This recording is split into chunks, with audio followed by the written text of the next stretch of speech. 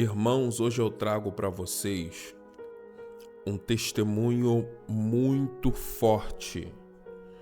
Testemunho da pastora Janaína Lisboa. Testemunho lá do canal Crente Podcast.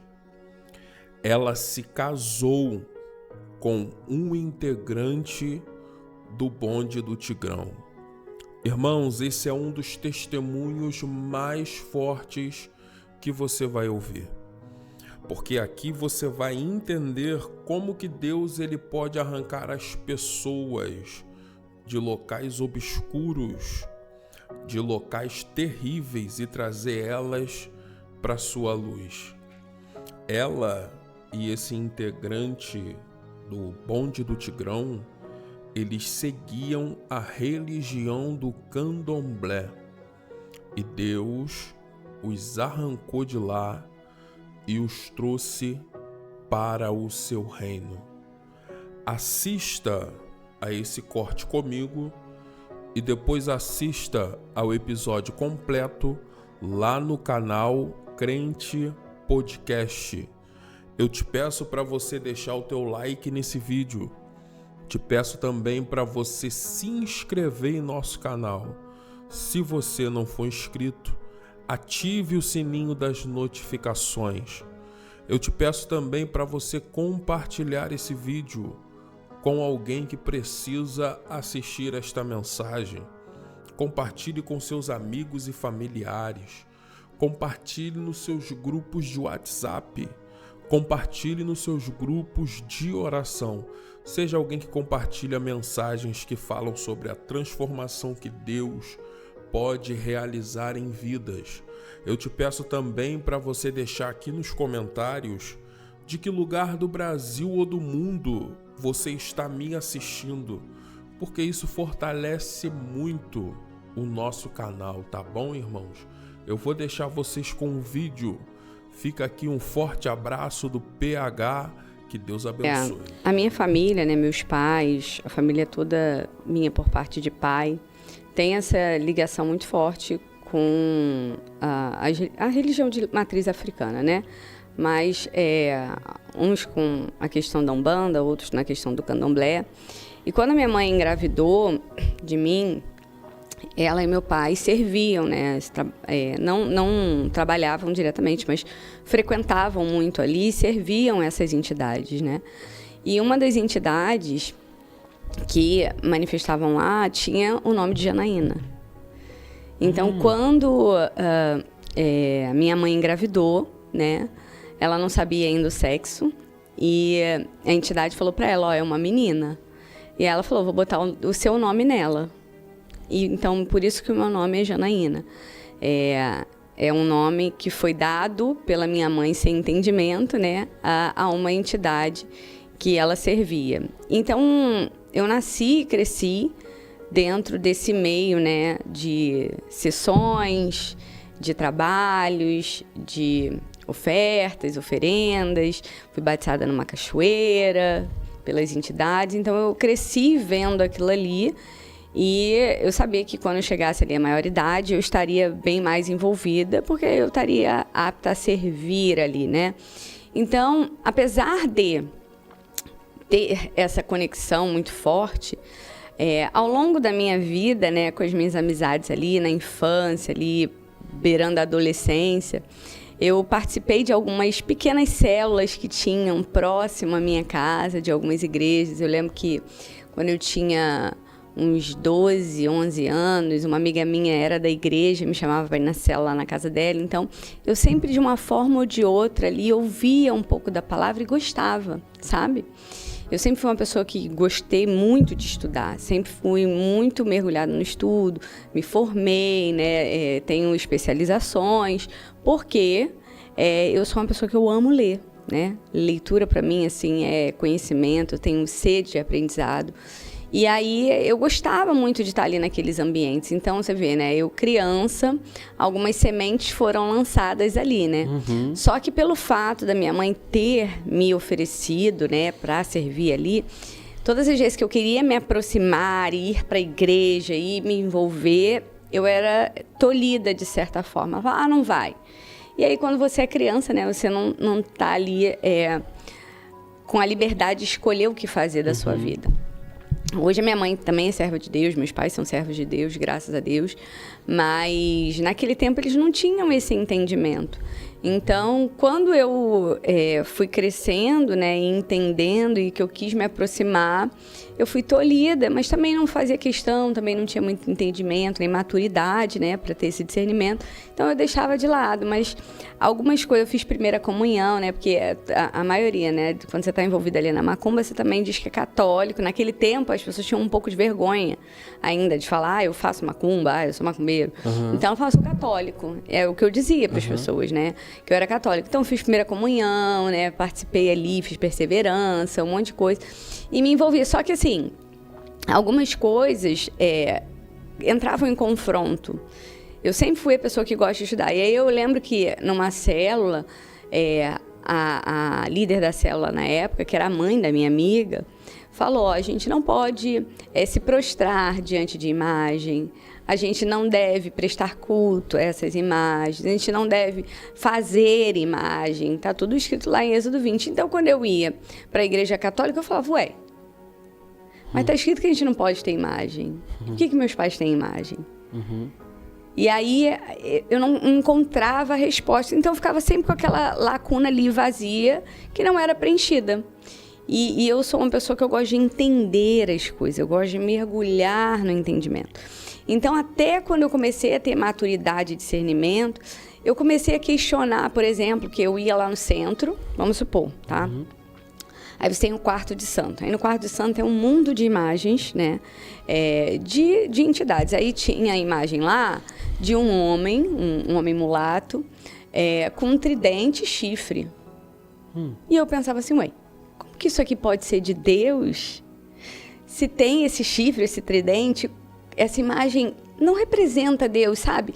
Não era uma coisa que sempre ficava pairando na minha mente e eu não encontrava respostas, mas... Ninguém te explicava, né? Ninguém me explicava e eu também não tinha quem recorrer para buscar o conhecimento. A Bíblia era muito complexa para mim, né? Adolescente ali, como isso? E aí, quando você vai questionar dentro dali da macumba, né? Falar, é porque é assim e acabou. Você não é muito ensinado, você não tem... muito onde... Naquele tempo, não tinha internet como tem hoje. Né? Eu tenho hoje 38 anos e você não tinha tanto acesso. Eu lembro que a internet era discada, né? Na minha época de adolescente, você entrava de madrugada porque era mais barato você conectar e ficava fazendo aquele barulhinho, né? Para poder fazer a conexão, para você conseguir baixar uma música, levava 3 dias. Então, a gente veio numa evolução na tecnologia, né? Mas a gente não tinha acesso, não tinha livros que falassem sobre isso. Hoje você tem. Então, naquele tempo, essas perguntas não eram respondidas dentro de mim. E para mim não fazia tanto sentido, mas eu fui criada ali. Então, eu entendi que aquilo ali era o meu lugar, sabe? Então, por isso que o pai e a mãe, quando tem um filho, ele tem que direcionar, porque aquilo cria uma raiz muito profunda. E para ser cortada essa raiz é muito difícil. Foi muito difícil para mim também. Mesmo a raiz do meu pai e da minha mãe ter sido ali, quando eu me converti, ainda existia um peso, né? De ficar assim, será que eu estou fazendo certo?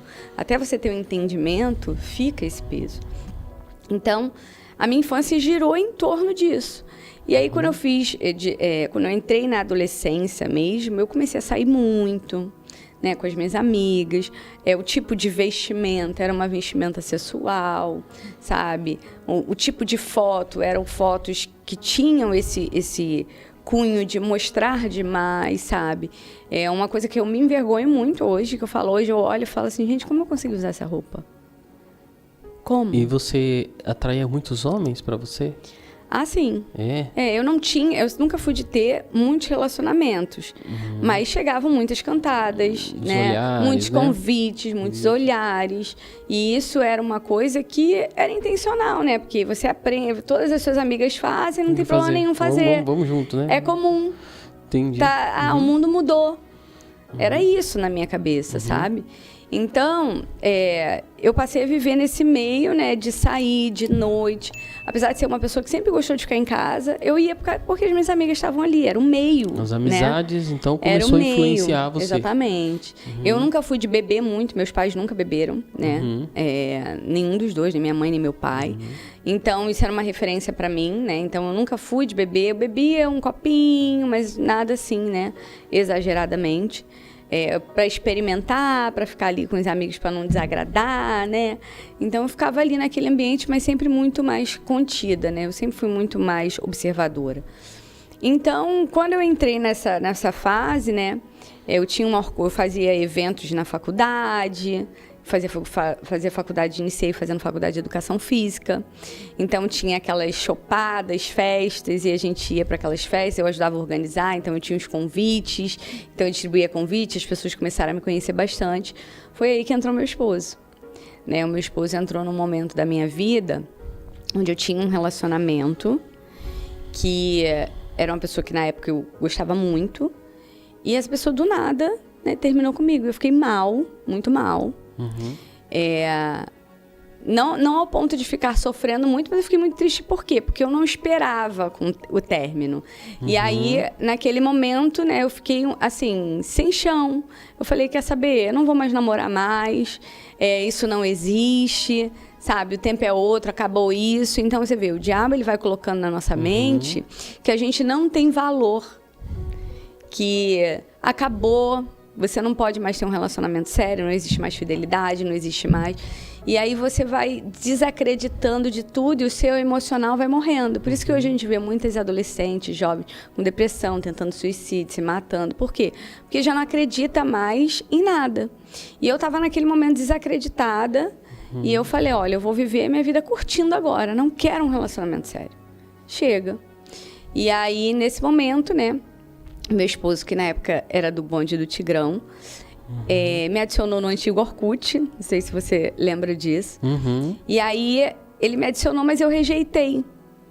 Porque eu não queria saber, sabe, de ninguém desse meio, eu não queria namorar, não queria ter um relacionamento sério com ninguém. E nessa época eles eram bem famosos, Bem né? famosos, viajava muito.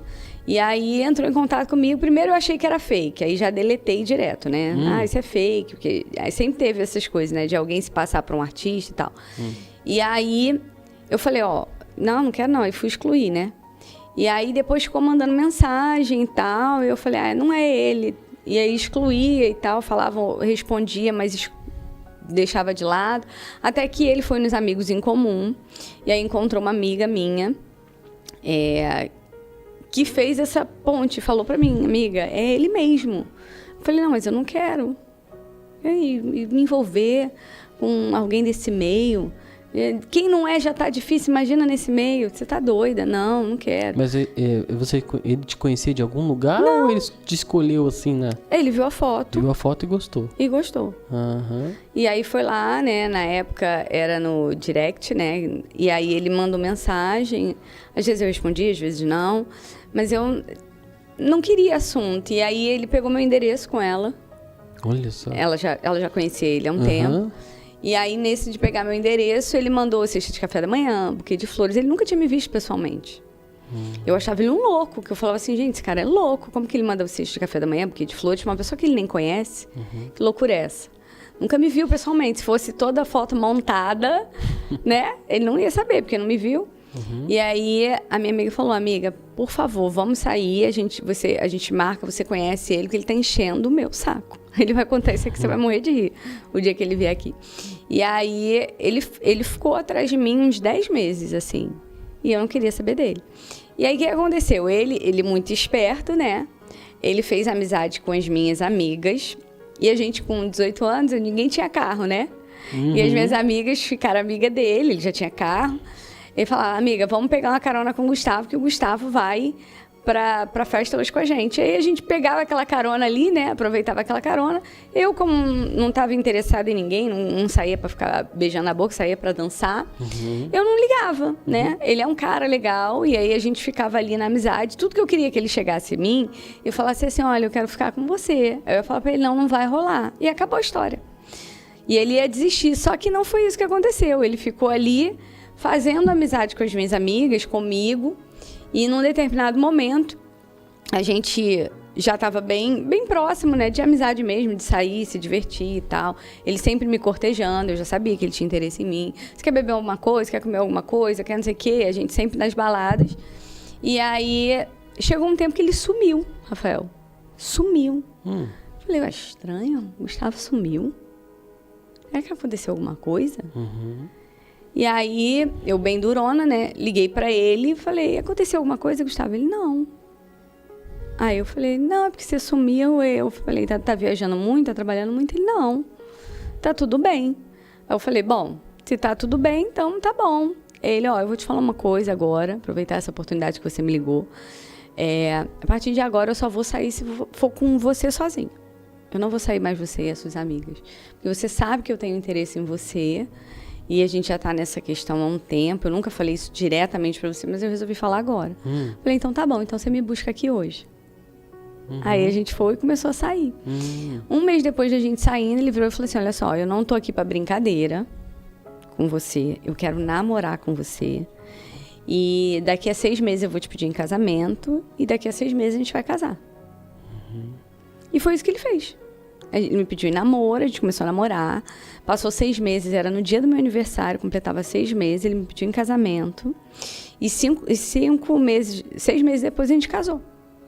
Isso tudo ele participando do grupo? Do grupo. Do Tigrão. Normal, viajando. E você não shows. você não queria se envolver, agora você não ligou mais. Você gostou dele? Porque eu vi que ele era um cara legal, que ele queria realmente alguma coisa séria comigo, que ele não tava brincando. Entendi. Porque assim, quando você tá num relacionamento, num mundo, né? Não sei se você é cristão de berço, eu vim. Sou cristão de berço. Ai, glória a Deus, então, que você não teve essa experiência. Mas no mundo é assim, Rafa. Você que é uma mulher, o cara chega com interesse, fala o que você quer ouvir, você tá carente emocionalmente, aí você cede, né, a conversa, e depois a pessoa não era bem isso, muda, sabe? Isso acontece muito no mundo. E eu sempre fui uma pessoa muito reservada, eu nunca fui uma pessoa de ter muitos relacionamentos, sempre fui muito na minha. Mas eu já sabendo que isso era uma coisa que acontecia normalmente, eu não dava muita confiança, sabe? Então, quando eu comecei a conhecer ele, eu não tinha expectativa de ter nenhum relacionamento. Porque eu falei, esse cara vai querer ficar viajando e tal, então eu vou só curtir. Aproveitar o momento. Sabe? Sem criar expectativa. Por isso que me assustou quando ele falou assim, eu vou te pedir em casamento. Eu falei, gente, ele quer alguma coisa séria mesmo. Então, isso despertou em mim a possibilidade de abrir meu coração para ter um novo relacionamento. E ele falou para mim, eu vou provar para você que eu sou diferente de todo mundo. O relacionamento que você teve no passado não é o que vai acontecer com a gente. Eu preciso que você me dê a oportunidade de mostrar que eu sou diferente. Você acha que ele queria alguém diferente? Porque, assim, ele vivia num mundo, assim, provavelmente num mundo onde existiam muitas mulheres, né? Muitas opções para ele, né? E ele vai escolher uma pessoa séria, uma pessoa mais reservada. Ele fala isso quando ele fala, por que você escolheu a Janaína? Eu já perguntei isso para ele, né? Eu falei, porque assim, mulheres lindas tinha. Entendeu? E eu não sou essa, né? Não é. Tinha mulheres muito mais bonitas do que eu. Eu tenho muito pé no chão com relação a isso. Mas ele diz que quando eu falei pra ele que eu não queria, foi onde ele decidiu que era eu. Ele diz isso. Então, assim, eu até falo isso pras mulheres, né? Quando a mulher ela é muito disposta para o homem, isso não agrega valor a ela. Sabe? A Bíblia mesmo fala isso, né? Que a mulher virtuosa, ela é como um rubi. Ela tá ali, né? Escondida. Você não acha um rubi na rua. No chão, olhando pro chão ali. Você não acha. Qualquer lugar, né? Não é. Eu sempre tive muitos valores com relação a mim, sabe?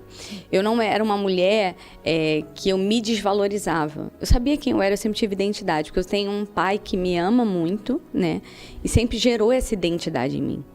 Meu pai sempre falou, você não precisa de homem nenhum, você é uma menina linda. Sempre cresci, a minha infância foi ouvindo essa identidade do meu pai Então, essa presença paterna que eu tenho muito forte fez com que eu fosse a Janaína forte que eu sou, até hoje, sabe? Então, eu olho para trás, eu vejo que a presença do meu pai ali, sempre cuidando de mim, sempre me defendendo de tudo, foi muito importante para construir a minha identidade, a minha validação. Então, não era qualquer homem que chegasse e falasse assim, ai, que linda, que eu ouvia. Eu não caía em conversinha, entende? Então, eu ficava muito na minha, mas com uma identidade posicionada. Eu nunca fui uma mulher carente, que qualquer cara se conseguia se aproximar. Eu sempre fui muito fechada. Então, você acha que ele queria procurar alguém assim, que fosse diferente das demais? Sim, ele fala isso. Alguém que não queria o dinheiro, né? Sim. Não olharia só pelo dinheiro dele. Até porque, assim, eu nunca... ele nunca... No início do casamento, ele bancava a casa. Mas eu nunca pedi dinheiro a ele. Eu nunca. Sempre foi independente. Sempre. Entendi. Hoje, assim, né? Eu trabalho, ele trabalha, a gente é sócio na mesma empresa. Juntos construímos esse negócio.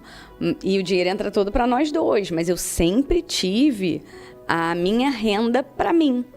Entende? Então, assim, quer fazer um cabelo, eu tinha dinheiro para pagar. Quer sair, eu tinha dinheiro para pagar. Então, eu nunca dependi dele. Eu estudava, pagava minha faculdade. Então, eu nunca acompanhei ele nos shows. Porque ou eu estava estudando, ou eu estava trabalhando. Porque eu pensava assim, pensa comigo, né? A cabeça do mundo. Amanhã ou depois eu descubro que ele está com outra mulher, eu parei minha vida para ficar indo atrás dele? Você tá entendendo? Era assim que eu pensava. Então, quando chegou nesse momento de mudança para se tornar um relacionamento sério, eu sempre mantive isso na minha cabeça. Bom, se ele me trair, eu vou separar, porque eu não vou aceitar nenhuma traição. Jamais. Eu tinha uma identidade muito firmada, sabe? Eu sabia que eu não precisava daquilo, de passar por esse tipo de situação. E Deus é muito incrível. Às vezes eu falo que Deus parece que brinca com a gente, né? Porque eu sempre bati no peito e falei, eu nunca vou aceitar uma traição. Eu nunca vou permitir que façam isso comigo. Então, ele sabia que se eu descobrisse alguma coisa, quem ia perder era ele. Porque eu sou uma mulher muito guerreira, muito legal, muito parceira. Entendi. Então, ele tinha essa consciência. Eu nunca peguei uma traição dele. Nunca. E aí, depois, na frente, eu vou contar e explicar o que aconteceu. Mas eu nunca peguei uma traição dele. Então, o celular dele ficava comigo quando a gente estava junto. Ele nunca me escondeu o celular. Conta de telefone vinha para minha mão. Então, eu sabia os telefones que ele ligava. Isso eu nunca nem desconfiei. Antigamente aparecia o número, né? Sim. Na fatura de... Sim, todo mundo que você ligou, exatamente. Verdade. Era assim, então eu nunca desconfiei, ele nunca saiu de perto de mim para atender uma ligação, sabe? Eu tinha as senhas das redes sociais dele, então eu não tinha motivo para desconfiar. O que ele podia fazer era quando ele viajava, e aí eu não queria saber, mas se ele desse telefone para alguém, talvez alguém ligasse um dia. Uma coisa eu tinha certeza, né? Nada ficou oculto eternamente. Um dia tudo se descobre. Sim. Um dia...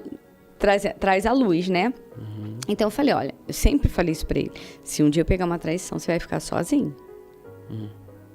Então eu não ficava buscando também. Eu não sou neurótica, maluca, eu não sou uma pessoa ciumenta. Tanto que ele ia pro show. Quando eu ia no show dele, que dava pra eu ir, às vezes as meninas pediam pra eu tirar foto. Eu tirava foto delas com ele. Eu não tinha esse problema. O que as pessoas de fora falavam do relacionamento de vocês? Você sentia ciúmes? Não. As pessoas julgavam você? Não. Na verdade, na nossa relação, quem tinha mais ciúme era ele. Ele tinha mais ciúme de mim do que eu dele. Porque na minha cabeça, eu sou uma pessoa muito prática. Eu sou muito racional. Até por isso, eu trabalho com investimentos. Então, assim, tudo pra mim é muito matemático. 2 mais 2 são 4, não tem variação, né? Então, a minha racionalidade é uma coisa que é muito forte. Você é de exatas. Exatas. Então, na minha cabeça funciona assim. Ele tá comigo. Né? Tá comigo. Ele escolheu estar comigo. Eu não bati na porta dele e falei, vamos casar. Não. Ele escolheu estar comigo. Então, se ele fizer alguma coisa, quem vai perder é ele? Não sou eu. Porque eu sou fiel. Eu sou uma mulher séria. Eu sou uma mulher honrosa. eu sou a mulher que cuida da casa. Então, quem vai perder é ele, não eu. E as pessoas têm uma coisa muito sobre traição que eu acho muito errada, sabe? Eu vejo muitas mulheres assim, rastejando, implorando o amor de um cara que é traidor. Eu jamais conseguiria. Jamais. Estou sendo muito sincera pra você. Uma coisa é o cara tá a vida inteira com você e ele teve uma queda decorrente de alguma situação e vocês decidirem recomeçar e continuar e você dar uma nova chance. Eu acho que todo mundo merece segunda chance, terceira chance, mas é aquilo. Uma pessoa que se arrepende de fato, porque o arrependimento ele é mudança de rota. Então, se eu sou casada com o Gustavo me traiu. Ele me contou que traiu. Vou dar um exemplo, tá?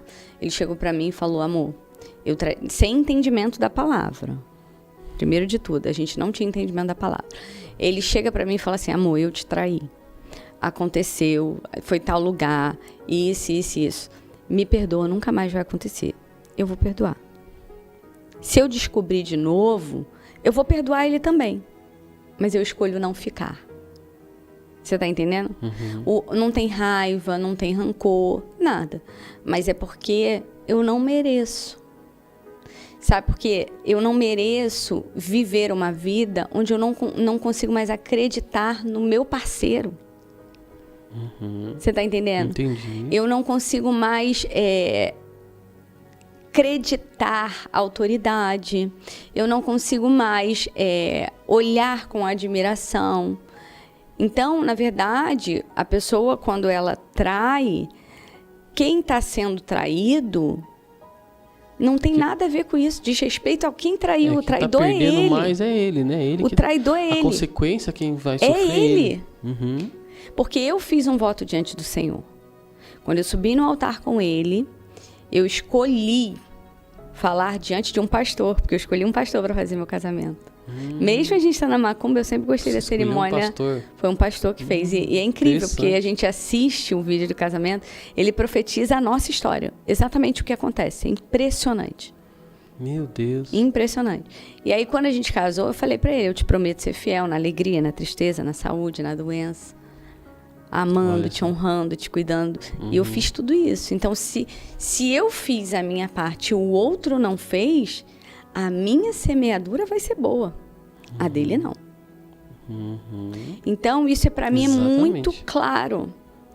A pessoa vai sofrer as consequências das escolhas. Sim. Quantas pessoas, eu conheço muitos casamentos que acabaram por causa de uma traição. A pessoa que foi traída segue a vida bem. E o traidor vai para a justiça porque tem que pagar 3, 4, 5 pensões e é uma vida que não melhora nunca. E a pessoa segue em paz. Eu seguiria em paz, entende? Na minha cabeça, isso é muito claro. Eu jamais ficaria implorando e convivendo com um cara que eu sei que está me traindo. Isso chega muito no meu Instagram, nas minhas redes sociais, no meu canal no YouTube principalmente, onde lá eu posto vídeos devocionais e lá também tem um testemunho. Eu falo muito disso. As mulheres, meu marido já me traiu 5 vezes, tô orando. Eu, Janaína, falo assim, eu continuaria orando. Deus pode fazer, Rafael? Claro que pode. Claro que Deus pode fazer. Eu creio que Deus pode fazer. Mas vai fazer com ele longe de mim. Porque eu não mereço ter uma vida de miséria de amor. Você está entendendo? Eu não mereço ter uma vida onde eu vou ficar implorando o amor de alguém quando Deus já me amou primeiro. Então eu vou viver a minha vida não procurando outro marido, mas viver a minha vida amando o Senhor e seguindo em frente. E se Deus, no meio do caminho, achar que tem que mudar, e eu já presenciei isso, tá? Eu conheço um casal que a mulher era pastora, o marido traiu ela, ela separou dele, seguiu o ministério dela, solteira, assim, né? Divorciada. Ele manteve o relacionamento extraconjugal com a outra mulher, depois separou, 15 anos isso rolando. 15 anos eles separados, ele sofreu um acidente, foi parar no hospital. Ele já não estava mais com a amante, ficou, né, sozinho. Tinha filhos com a ex-esposa. E depois de 15 anos divorciado, ele voltou aos caminhos do Senhor, voltou a servir o Senhor. E Deus reconstruiu a história desse casal.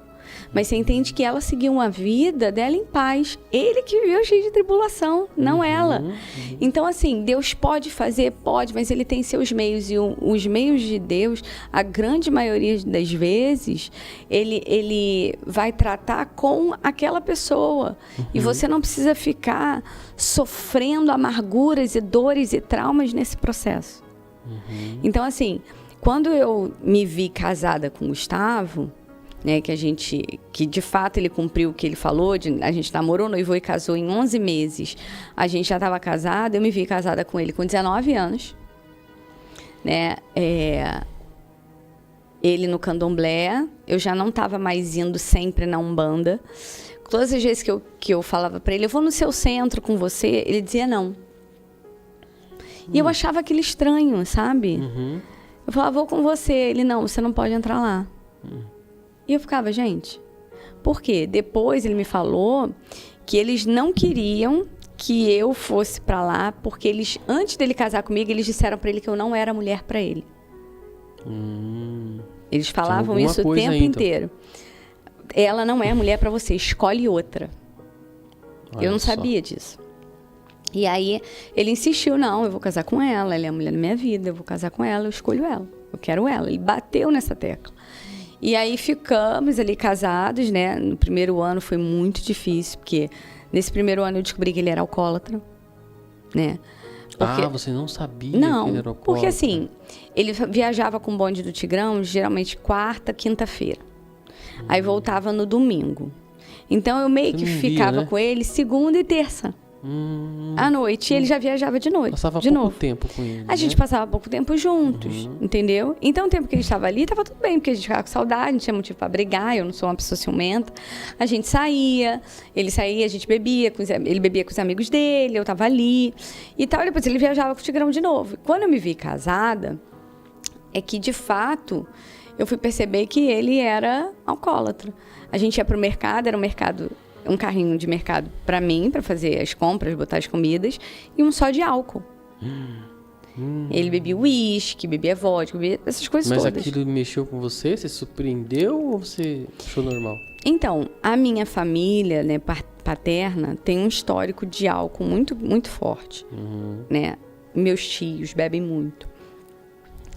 Minha família toda por parte de pai. E o meu pai é o único dos 13 filhos que... Na verdade, 12, né? Porque um morreu quando era criança. Mas dos 12 filhos que cresceram, meu pai era o único que não bebia.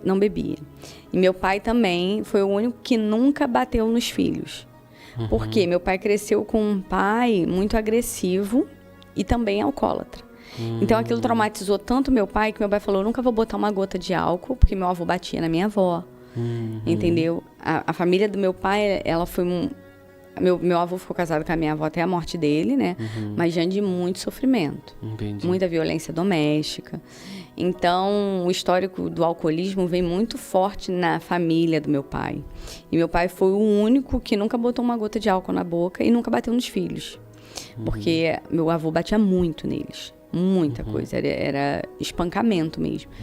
Então, meu pai prometeu para si mesmo que nunca faria isso. Eu nunca apanhei. Eu não sei o que é isso. Eu ficava de castigo. Eu era disciplinada e vai ficar de castigo. Sem televisão, vai ficar sem sair, sem descer para brincar. Era isso. Eu ficava no quarto ali de castigo. Mas a minha disciplina sempre foi essa. Então, quando eu casei com o Gustavo, tipo assim, o álcool, ok, tá, não tem problema ele beber. O Gustavo não era um cara que bebia e fazia vergonha. Muito pelo contrário. Ele bebia e ficava quieto. Mas ele bebia muito. Era muita coisa. Difícil derrubar ele, sabe? Era difícil. Ele já estava num nível de que o álcool já não derrubava ele ali. Então, ele acordava. Aí eu fui vendo, tipo assim, quando a gente acordava de manhã, que ele abria uma latinha de cerveja. No café da manhã. E ficava ali bebendo. Então, assim, aquilo ali, né, foi algo que chamou a minha atenção muito forte. E depois de um tempo, eu falei, cara... ele bebe muito, e aquilo gerou um alerta em mim. Ele nunca foi agressivo, Gustavo, que a verdade agressiva era eu. Eu é que era muito agressiva porque eu ficava ali com muita raiva dele, porque ele me tirou da casa dos meus pais com 19 anos de idade para casar. Uhum. Me tornei uma mulher casada com as responsabilidades de uma casa, né?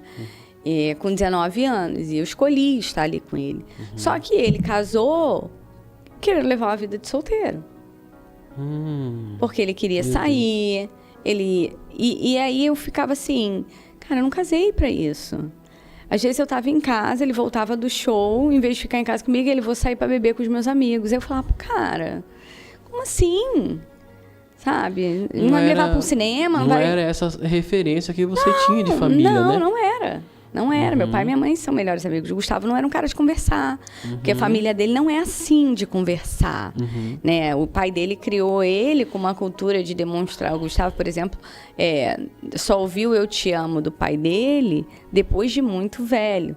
Depois de crente. Eu lembro que ele foi para um retiro espiritual com a gente. Eu obriguei o meu sogro, na época, que já é falecido, a escrever uma carta. Escreve uma carta para o seu filho, para levar para o retiro.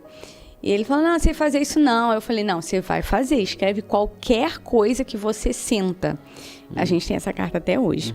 Ele escreveu assim, meu filho, eu te amo. Assinado DI. Eu lembro que quando ele abriu no retiro essa cartinha, que é um corte de papel que ele fez, ele rasgou o caderno, me entregou e falou, entrega para ele. Então, assim, o Gustavo nunca foi de ouvir o Eu Te Amo, nunca foi de ter esse contato físico de carinho, coisa que eu sempre tive. Então, você pega um cara que nunca teve frio, demonstração afetiva, para uma pessoa que tinha demonstração afetiva o tempo inteiro. E aí Deus uniu esses dois e falou, meu Deus, que loucura é essa? Meu Deus. Então, quando eu casei com ele, ele não conversava. Sabe, o pai dele era um cara, um amor de pessoa, mas trabalhava o dia inteiro, chegava à noite, jantava e ia dormir. E a mãe dele ficava ali na agitação, com 4 filhos, né? Aquela correria dentro da Cidade de Deus, uma comunidade, onde ela tinha que se preocupar se o filho não estava no tráfico, né? Então, era uma criação muito difícil, de muita correção, né? Muito cuidado, e aí não tinha essa afetividade. Ele demonstrava o amor da maneira com que ele achava que era correto. Ele viajava e trazia um presente. Dele, que ele achava que era correto. Isso, né? Trazia presente, botava comida na mesa. Entendi. Né? Tinha dinheiro para poder bancar a casa. E para ele isso era mais do que suficiente. Para mim, não. Entendi. E eu ficava assim, impressionada, que eu falava, cara, você casou, você tem uma mulher. E quem tem? Eu vou sair pra beber com os caras, mas eu vou pro bar, ficar com um monte de homem lá bebendo. Eu falava, não, cara, mas você tem uma mulher. Você não vai me levar num cinema, me levar pra jantar. E aí ele falava, não, pô, chatona. E aí a gente começava embates. Chegou uma hora que eu cansei. Sabe, eu não brigava mais. Eu falava pra ele, então vamos separar. Porque você quer ter uma vida de solteiro. Pra que você casou? Por que você me tirou da casa do meu pai? Eu tinha tudo na casa do meu pai. Então vamos separar. Ele, não vou separar de você. Você é a mulher da minha vida, eu vou mudar. Aí mudava 3 semanas, depois voltava. 3 semanas, depois voltava. Eu falava, Jesus, não tem como. E aí eu falei, acabou. Eu vou vivendo aqui, cuidando da minha vida, não me interessa mais o que ele faz. Acabou. 2 amigos morando juntos, Rafael, tinham um relacionamento melhor do que eu e ele dentro de casa. Que era marido e mulher. Porque com um amigo tu ainda conversa, né? Troca uma ideia, tal, bora sair, vamos fazer alguma coisa. Aí, eu e ele, a gente chegou num momento que a gente já não conversava mais. Ele chegava do show, eu tava saindo pra trabalhar, eu chegava em casa. E você não desconfiava nada dele, de traição, né? Porque ele viajava, né? Viajava, ficava longe de você. Você não tinha nenhum tipo de desconfiança, de nada? Não, porque assim, na minha cabeça, foi o que eu falei pra você, ele pediu pra casar. E eu falava pra ele, se um dia você quiser ter um relacionamento com outra pessoa, a gente separa, cara. Agora não me trai. Porque eu não vou conseguir continuar. Você sempre foi uma pessoa muito segura, então. Muito. Né? Muito. Até hoje sou. Até hoje. Eu não sou o tipo de pessoa que pega o celular e fica olhando. Porque na minha cabeça não faz sentido.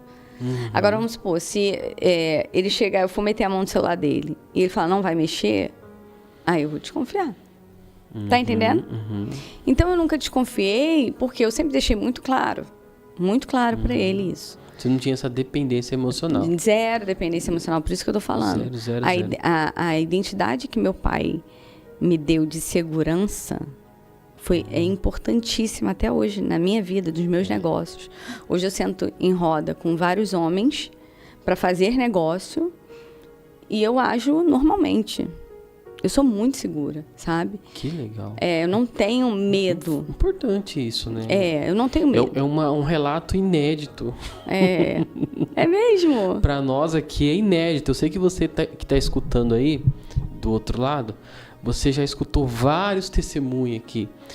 Principalmente de mulheres que tiveram dependência emocional no casamento e para tratar isso daí foi um custo muito alto.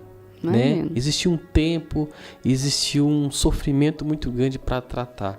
E hoje nós estamos ouvindo aqui o testemunho de uma mulher, né? De uma pessoa que tem zero dependência emocional. Zero dependência emocional. Então, um exemplo, eu sou prática, né? de paternidade muito forte e excelente que te trouxe que hoje te trouxe um benefício no casamento e até na sua vida profissional inteira, né? Algo muito interessante. Sim. E isso é muito, muito importante, né? Assim, para os homens que assistem ou para as mulheres, né? Hoje o Gustavo entende a importância disso. Hoje a gente já tem 19 anos juntos, né? Então, ele olha para a criação que meu pai me deu e ele replica isso na nossa filha de 7 anos. Toda vez que ela se arruma, ele fala, você tá maravilhosa. Que lindo o seu cabelo. Que linda que você tá. Sabe? Ele faz tudo assim por ela, né? Então, briga, faz correção normalmente, como pai, né? Mas ela, se você... Lá em casa, a gente brinca que a gente tem que tratar a autoestima elevada. Porque o meu filho, ele tem a identidade muito firmada, tem 14 anos, não tem zero medo. É impressionante. Minha filha é a mesma coisa. Se você falar assim, né, pra minha filha, nossa, você é feia, ela, você tá doido. Ela vai falar na sua cara, eu sou linda. Ela fala. Então, assim, ainda que não seja, isso gera segurança, sabe? Isso gera confiança na pessoa. Eu não tenho medo de ninguém. Você via o seu pai presente, assim, em todos os momentos na sua vida? Até hoje. Até hoje? Até hoje. E como que era a presença dele? Ele te elogiava? Tudo. Meu pai sempre foi presente pra tudo. Pai, eu quero ir pra tal lugar. Eu te levo, filha. Eu te busco, filha. Ah, tem que fazer uma maquete da escola. Eu lembro até hoje, esse foi um episódio que me marcou muito. Eu tinha... Quando você é criança, né? Às vezes tem uns amiguinhos que excluem você, né? E aí era um trabalhinho de fazer um trabalho da Copa, eu acho que era de 94. A gente tinha que fazer uma maquete de um campo de futebol, né? E aí era um grupo de amigas na escola. Criança é assim mesmo, né? E aí, no dia que elas marcaram que era para fazer o trabalho, eu não pude ir, porque tinha alguma coisa e não deu para eu ir. E aí, depois eu descobri que elas tinham feito e não botaram o meu nome. Eu fiquei arrasada. Cheguei em casa chorando, triste, e tá tudo bem, elas não botaram o meu nome porque eu não fui, né? Mas eu disse que não ia poder e que eu podia ajudar depois, deixar alguma coisa para eu fazer. E aí, quando eu contei pro meu pai chorando que eu não tinha trabalho para fazer, o meu pai fez o Maracanã para mim. Verdade? Ele fez o Maracanã. Fez o Maracanã. Comprou de isopor, cortou o isopor, comprou os bonequinhos, botou arquibancada. Então, assim, são coisas que marcam, do tipo assim, eu tô aqui para te defender. Qualquer coisa, o papai tá aqui. Então, por isso que a minha relação com Deus é muito próxima. Porque o meu pai foi muito representatividade para mim de identidade em Deus. Eu não preciso ser dependente de ninguém emocionalmente quando eu tenho um pai. Tá entendendo? Forte isso aí. Muito. Então, eu não tenho... Por exemplo, tá? Se o meu marido me largar hoje eu sou pastor, ele é pastor. Se ele cai com alguma mulher, a gente chora porque a gente fica triste que ninguém espera. Mas tá tudo bem. Ele é que não me mereceu. Ele é que não me valorizou. Você tá entendendo? Entendi. Na minha cabeça, eu não sou dependente emocional. Eu vou ficar triste, eu não tô dizendo que eu não tenho sentimento. Eu vou chorar. Que no ministério você é traído por amigos, por pessoas. Você chora, você fica triste. Mas você continua. Você não precisa mendigar amor porque você tem um pai. Das pessoas, né? Você tá entendendo? Na minha cabeça é muito prático. Então essa minha identidade paterna foi muito forte no meu relacionamento. Porque ele sabia, por isso que eu falei pra você, ele tem mais ciúme de mim do que eu dele. Por quê? Chegou um tempo no casamento que assim, eu tinha tentado de tudo pra fazer ele me enxergar como mulher dele. Vou dar um exemplo. Teve um episódio que aconteceu que a gente tinha brigado e eu tava sentada vendo televisão. Aí ele virou e falou assim pra mim: eu vou sair, você vai ficar em casa. Eu olhei pra ele e falei assim: tá bom. Fiquei em casa. Saiu, foi pra um pagode, eu sei até o pagode que ele foi, encontrou com as minhas amigas lá, e eu fiquei em casa. No dia seguinte ele tava jogando videogame. Aí é aquela história do troco, né? Eu cheguei na frente dele, toda arrumada. Falei pra ele: eu vou sair e hoje você vai ficar em casa. E eu vou pro pagode tal e eu não quero que você vá atrás de mim. E eu saí e deixei ele em casa. Você fez de propósito isso? Óbvio. Eu era ruinzinha também, tá? O que ele falou? Por isso que é o que eu falo pra você. Eu não era fluxicheira, não. Porque eu tinha identidade tão firmada que eu não ficava esperando, não. Eu dava troco, eu brigava muito. Então, por isso que eu falei, o meu casamento virou um inferno. Por quê? Porque eu achava que dar o troco ia fazer com que ele me percebesse. Entendi. Era a forma que você usava, de né? falar assim, cara, você tá achando que você casou pra ficar me fazendo de otária? Não, eu te faço de otário antes. Era mais ou menos isso que eu pensava. Eu também tenho café no bule, né? Muito, tá? E conclusão, eu fui pra um pagode na época dos morenos. E os morenos eram amigos dele, né? E quando eu cheguei no pagode, todo mundo me conhecia, sabia que eu era a esposa dele. Eu cheguei com as minhas amigas. E aí o pessoal me encontrou e falou: ei, cadê o Gustavo? Eu falei: o Gustavo tá em casa. Aí eles ligaram pra ele e falaram: tua mulher tá aqui e tal, não sei o quê. Passou 40 minutos e ele chegou lá. Quando ele chegou lá, Rafael... Ele chegou lá, eu falei assim: ó, você não me encosta. Eita, meu Deus. Se você me encostar, vai dar ruim pra você. Eu tenho 1,50 m, pensa, olha que louca. Ele tem 1,75 m. Eu com 1,50 m, eu desafiava ele. Por isso é que eu tô falando, também não era flor que se cheirava, não. No início eu tocava terror também. Eu nunca fui infiel a ele, mas se ele achava que ia ficar me fazendo de boba, eu provava pra ele que não. Entende? Entendi. E a cabeça do homem, né, fica mirabolando. Essa mulher vai me dar uma pernada, né? E nunca fiz, porque aquilo que eu sou uma mulher de palavra. Tenho muita dificuldade de não cumprir minha palavra. Até hoje. Se eu prometer a você, eu vou no seu podcast, pode demorar, mas eu vou. E demorou, mas eu vim. Você me convidou, né? Mandou lá mensagem. E veio mesmo. Pastora, vem. Já tem uns 4 meses que eu falei a você que eu ia vir, mas eu vim. Estou aqui. Mas quando eu prometi ser fiel, eu falei: eu vou ser fiel, não vou trair ele. Porque não é por causa dele, não é que ele não merecesse. Eu sou fiel a mim, aos meus princípios, aos meus valores, a quem eu sou. Entende? Então, quando ele chegou lá nesse dia do pagode, eu falei: ó, você vai ficar aí, você vai me assistir a noite inteira, você não vai chegar perto de mim. Se você chegar perto de mim, você vai se arrepender. Então, aí chegava gente pra me azarar, eu falava: não, eu sou casada. Cadê seu marido? Não te interessa. Não chega perto de mim. Da festa. Eu não dava ideia pra ninguém chegar perto de mim, mas ele assistiu a noite inteira, homem chegando em cima de mim pra me azarar. E hoje eu tenho vergonha de falar isso, que eu falo que louca que eu era. Mas você fazia só pra ele ver, né? Exato. Pra ele não achar que ia ficar por isso mesmo. Então, quando ele botou a bronca no dia anterior de falar: você vai ficar em casa, e eu fiquei, no dia seguinte, quando ele apareceu lá, eu falei: olha só, você seja homem. Porque ontem você falou pra mim que era pra eu ficar em casa e eu não fiquei. Então, agora você deveria estar em casa. Porque hoje é o meu dia. Você tá achando que você vai fazer comigo o que você fazia com as tuas ex? Não vai, não.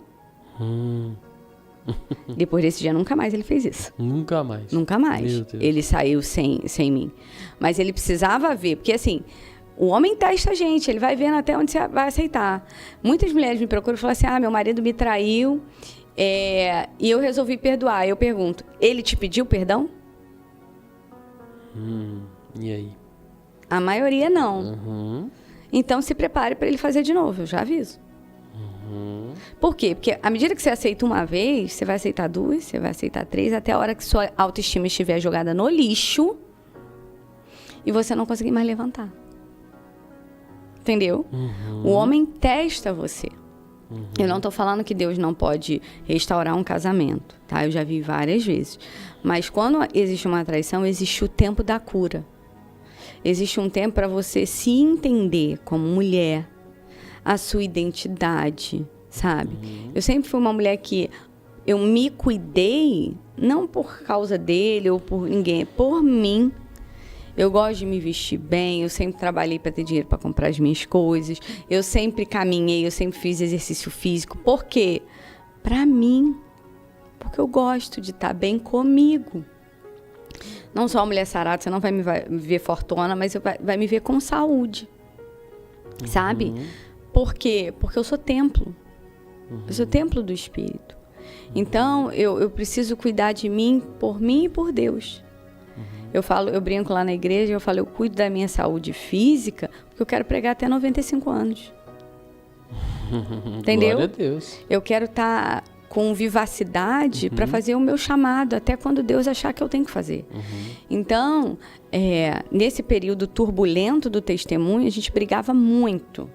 Algumas brigas mudavam alguma coisa, outras não. Mas chegou um ponto que, assim, eu já estava cansada, sabe? Esgotada de lutar por uma relação. E eu falei, eu não quero mais saber dele. Vou viver na minha vida. Saía, trabalhava, fazia as minhas coisas. Ele chegava do show, a gente se passava assim, se cumprimentar, boa noite, boa tarde. Era assim, seco. Ficamos meses, assim. Até o dia que eu falava, Deus, eu não sei mais o que eu tô fazendo nessa relação. Eu propunha para ele, vamos separar. Vocês não tinham filhos nessa época? Não. Vamos separar. Acabou, chega. Cada um vai pro seu canto. Por que a gente tá vivendo assim? A gente mal se fala. A gente só tá aqui nessa casa para pagar a conta. Você vive a sua vida, eu vivo a minha. A gente não se dá satisfação. Chega, ele... Não, eu não vou separar de você. Não casei com você para separar. Porque ele também tem uma referência de pai e mãe que ficaram juntos até o fim. Então não queria mostrar, né? Não, das duas uma. Ou não, ele vai poder contar isso aqui. Das duas uma. Ou ele não queria contar, né? Não queria ser visto falhando num casamento, né? Você vê, outros rapazes, amigos dele, né? Tem 3, 4, 5 filhos, cada um com uma mulher diferente. Ele não tinha filho nenhum, nunca teve. Gustavo sempre foi muito preservado nesse sentido, sabe? Teve várias mulheres, né? Mas sempre muito centrado, né? De eu preciso construir uma família. Ele tinha essa coisa da família. Então, quando ele me escolheu, foi para construir uma família. Mas eu falei, a custo de que você quer construir uma família? Eu lembro que teve uma briga que eu falei assim para ele, eu nunca vou ser mãe dos seus filhos. Nossa. Eu nunca vou me permitir engravidar de você. Eita. Nesse dia, ele arregalou um olho assim, eu lembro como se fosse hoje. E eu tentei engravidar depois que a gente se converteu. Fiquei uns 2 anos tentando engravidar, eu não consegui engravidar. Meu Deus. Não consegui. Você lançou essa palavra aí? Lancei. E até um dia que eu orei ao Senhor, pedi perdão ao Senhor. Sabe? Porque a gente fala coisas no momento da raiva. Graças a Deus o Senhor perdoa o tempo da ignorância, sabe? Mas eu sou muito... boa. Por ler muito, eu sou muito boa com as palavras. Difícil alguém ganhar uma argumentação, ganhar uma argumentação quando eu sei do que eu tô falando. E ali eu tirava todas as armas dele, sabe? Ele não tinha o que discutir, ele só falava pra mim, eu não vou separar. Eu falava, não tem porque a gente tá casado. Você entende que você vive uma vida de solteiro? Você entende que não faz sentido? Você entende? Eu vinha com os argumentos... E ele falava, não, mas eu quero você, eu vou continuar casado com você, a gente não vai separar. Ele queria estar casado, mas não queria deixar... A responsabilidade. Ele não queria deixar o que ele fazia, Exato. Né? E aí chegou um momento que eu falei, cara, não vou mais discutir, chega. Cansei. cansei. E aí passaram-se meses, né? Meu primo virou e falou pra mim, bateu na porta da minha casa nesse dia, eu lembro como se fosse hoje, eu abri a porta, morava num apartamento, eu falei, oi primo, tá fazendo o que aqui? E aí ele virou e falou, cara, eu tive um sonho com você e eu vim aqui pra te contar esse sonho. E nisso, Gustavo, assim, eu já não estava mais indo na macumba nesse período, eu já tinha meio que abandonado, né? E o Gustavo continuava lá, firme, fazendo os trabalhos dele. E aí, nesse dia, meu primo teve um sonho. Ele viu uma aliança rodando, né? E aí, ele pegava essa aliança na mão. E quando ele abria a aliança, ele viu o meu nome dentro da aliança. E aí, ele falou que fechava a mão assim e a aliança estava morna. E aí, nisso que a aliança estava morna, ele virou e falou assim, você sabe o que é morno? Aí eu virei e falei assim, não. Ele, na Bíblia, diz que ou você é quente ou você é frio, que o morno Deus vomita. Aí quando ele falou isso, meus olhos encheram de lágrimas. Por quê? Porque meu casamento já estava morno. A gente não conversava, a gente não se falava. Pra mim já tanto fazia o que ele... Não fazia diferença o que ele fazia ou não, sabe? Aí nesse dia ele, vamos na igreja comigo, prima? Eu falava, vamos. Aí falei, vamos. Aí ele virou, marcou um horário e fomos. Aí nesse dia a pastora que pregou, ela lançou uma palavra assim, ó, tem uma pessoa que entrou aqui por essas portas hoje. Eu não sei quem é você, mas o Senhor está falando que você entrou aqui hoje querendo desistir do seu casamento, abandonar o seu casamento. O Senhor está falando para você não abandonar o seu casamento, porque ele tem uma história grandiosa, poderosa na sua vida e ele vai te dar vitória. E eu recebi aquilo. E aí eu falei, e agora? Como é que eu começo? Como que eu faço? Porque tudo que eu aprendi foi de macumba, não sei nada. Nunca li a Bíblia, assim, né, na profundidade. E aí eu recebi uma palavra na época, né, indo pra igreja, servindo aos cultos. Isso já gerou um conflito para ele. Por quê? Porque quando eu comecei a ir pra igreja, eu mudei as vestes. Eu já não usava mais os decotes que eu usava. As saias que eu usava. O tipo de roupa que eu usava. Eu comecei a ter uma mudança de cara. Eu olhei meu armário e falei, cara, não tenho roupa pra ir pra igreja. Então, aquela vida da macumba, você não... Depois que você casou, não... Ela esfriou. Eu já não estava mais indo. Não estava mais lá. Não. Assim, eu ia muito mais quando era mais adolescente, né? Em gira, em festas de Cosme e Damião, essas coisas, estava sempre lá, né? Na minha família existiam pessoas que incorporavam, então a gente estava em família e acontecia a manifestação, mas em si eu nunca cheguei a manifestar ou não, nunca cheguei, tá? E aí, quando eu fiz 18 anos que eu casei, eu meio que deixei um pouco isso de lado, né? Mas continuava acreditando, né? Acendia vela, fazia as coisas, né? E aí eu comecei a estudar, sabe, a Bíblia. E aí eu comecei a ler a Bíblia e ver tudo que eu fazia de errado. Eu comecei a entender o porquê que a macumba era errada, sabe? E a ler, né, que não terás outros deuses diante de mim, não prestará culto, nenhum tipo de imagem. Aquilo começou a fazer muito sentido e eu comecei a encontrar as respostas que eu queria. Só que eu precisava aprender a como... eu ouvia muito falar do Espírito Santo e eu falava, como ter o Espírito Santo? Como que, né, eu, toda cheia de pecado, toda errada, toda falha, vou ter o Espírito Santo? Não sou nem digna.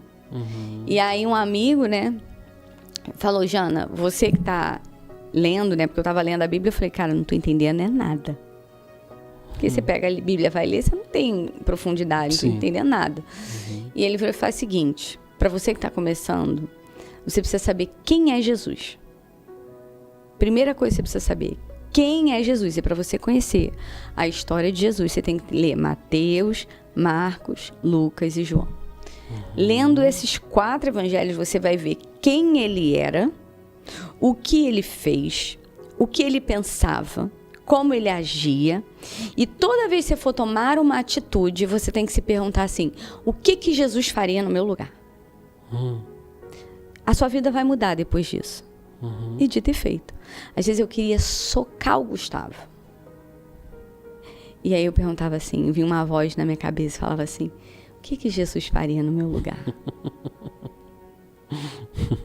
Aí eu não gritava, aí eu não batia a boca. O que Jesus faria no meu lugar? Tudo que eu ia fazer, eu me perguntava, o que Jesus faria no meu lugar? E depois de ler os 4 evangelhos, eu já sabia como ele agia, eu entendia os pensamentos, porque os 4 evangelhos contam tudo que ele ensinava. Quem é o maior? O maior é aquele que serve. E aí eu falava, cara, eu não sirvo o meu marido. Como aí que eu posso servir a Deus? A palavra já começando a transformar você. Como que eu posso servir a Deus se eu não consigo servir o meu cônjuge? Como que eu posso ser uma mulher virtuosa se eu não consigo ser a mulher de Provérbios 31? Não tem como. Olha que lindo, né, que você está falando. Muito. Porque você tinha paternidade, né, que foi muito forte importante. Demais. Mas não foi o suficiente. Não é o suficiente. Nunca é. Jesus é o suficiente. Mesmo que você não tenha uma paternidade forte, se você entender quem é Jesus na sua vida, que é o Pai, quem ele era, né? Quem ele foi aqui na Terra, o que ele fez, como ele pensava, você pode não ter tido a paternidade, mas a tua vida vai mudar. Meu Deus, que forte, não? Porque assim, vamos supor, os discípulos, né?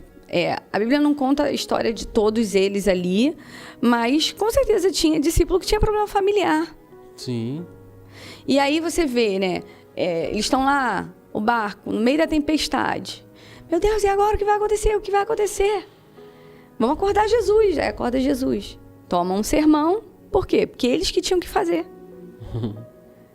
Jesus estava ali, mas Jesus estava ali para dar autoridade a eles, para ensinar como fazer, para ensinar como eles devem agir.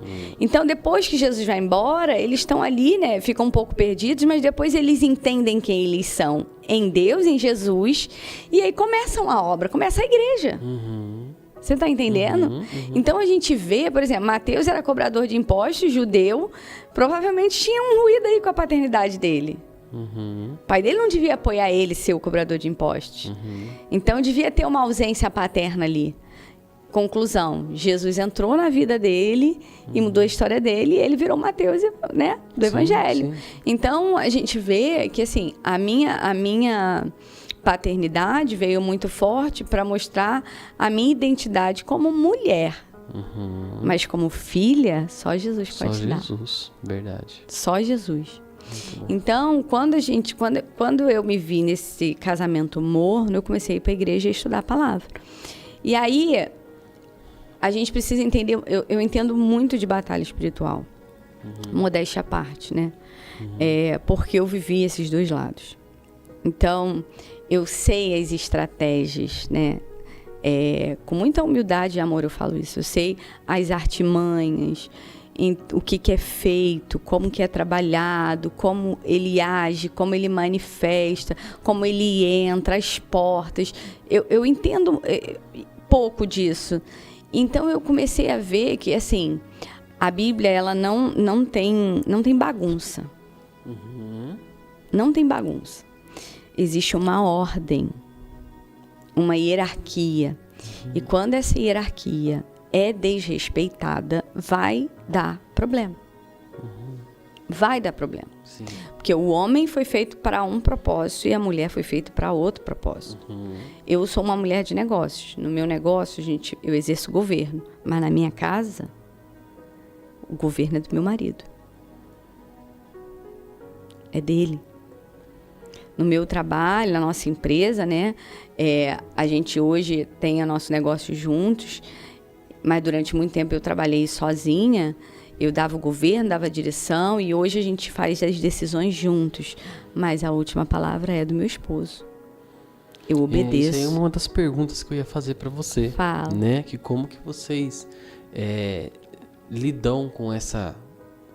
com o trabalho, né? Porque vocês trabalham juntos. Sim. Como que vocês conseguem separar o trabalho profissional do casamento?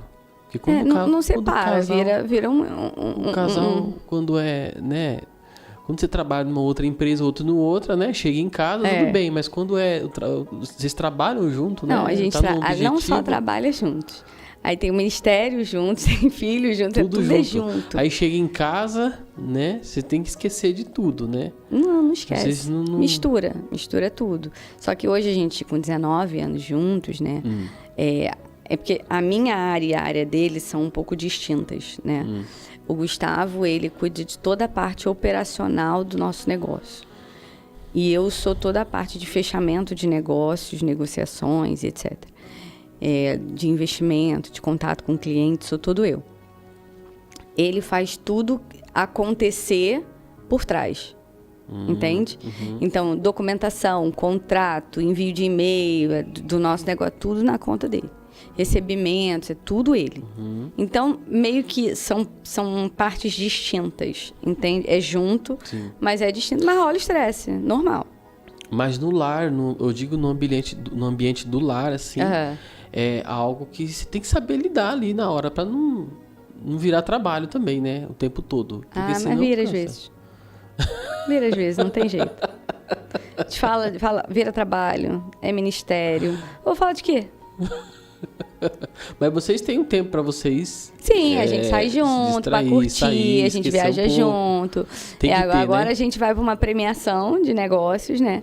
Lá no Uruguai. Aí são 3 dias lá pela empresa, né? Pra fazer todo o conhecimento da base, né? Do nosso negócio lá no Uruguai. E a gente vai estender mais 2 dias pra passear.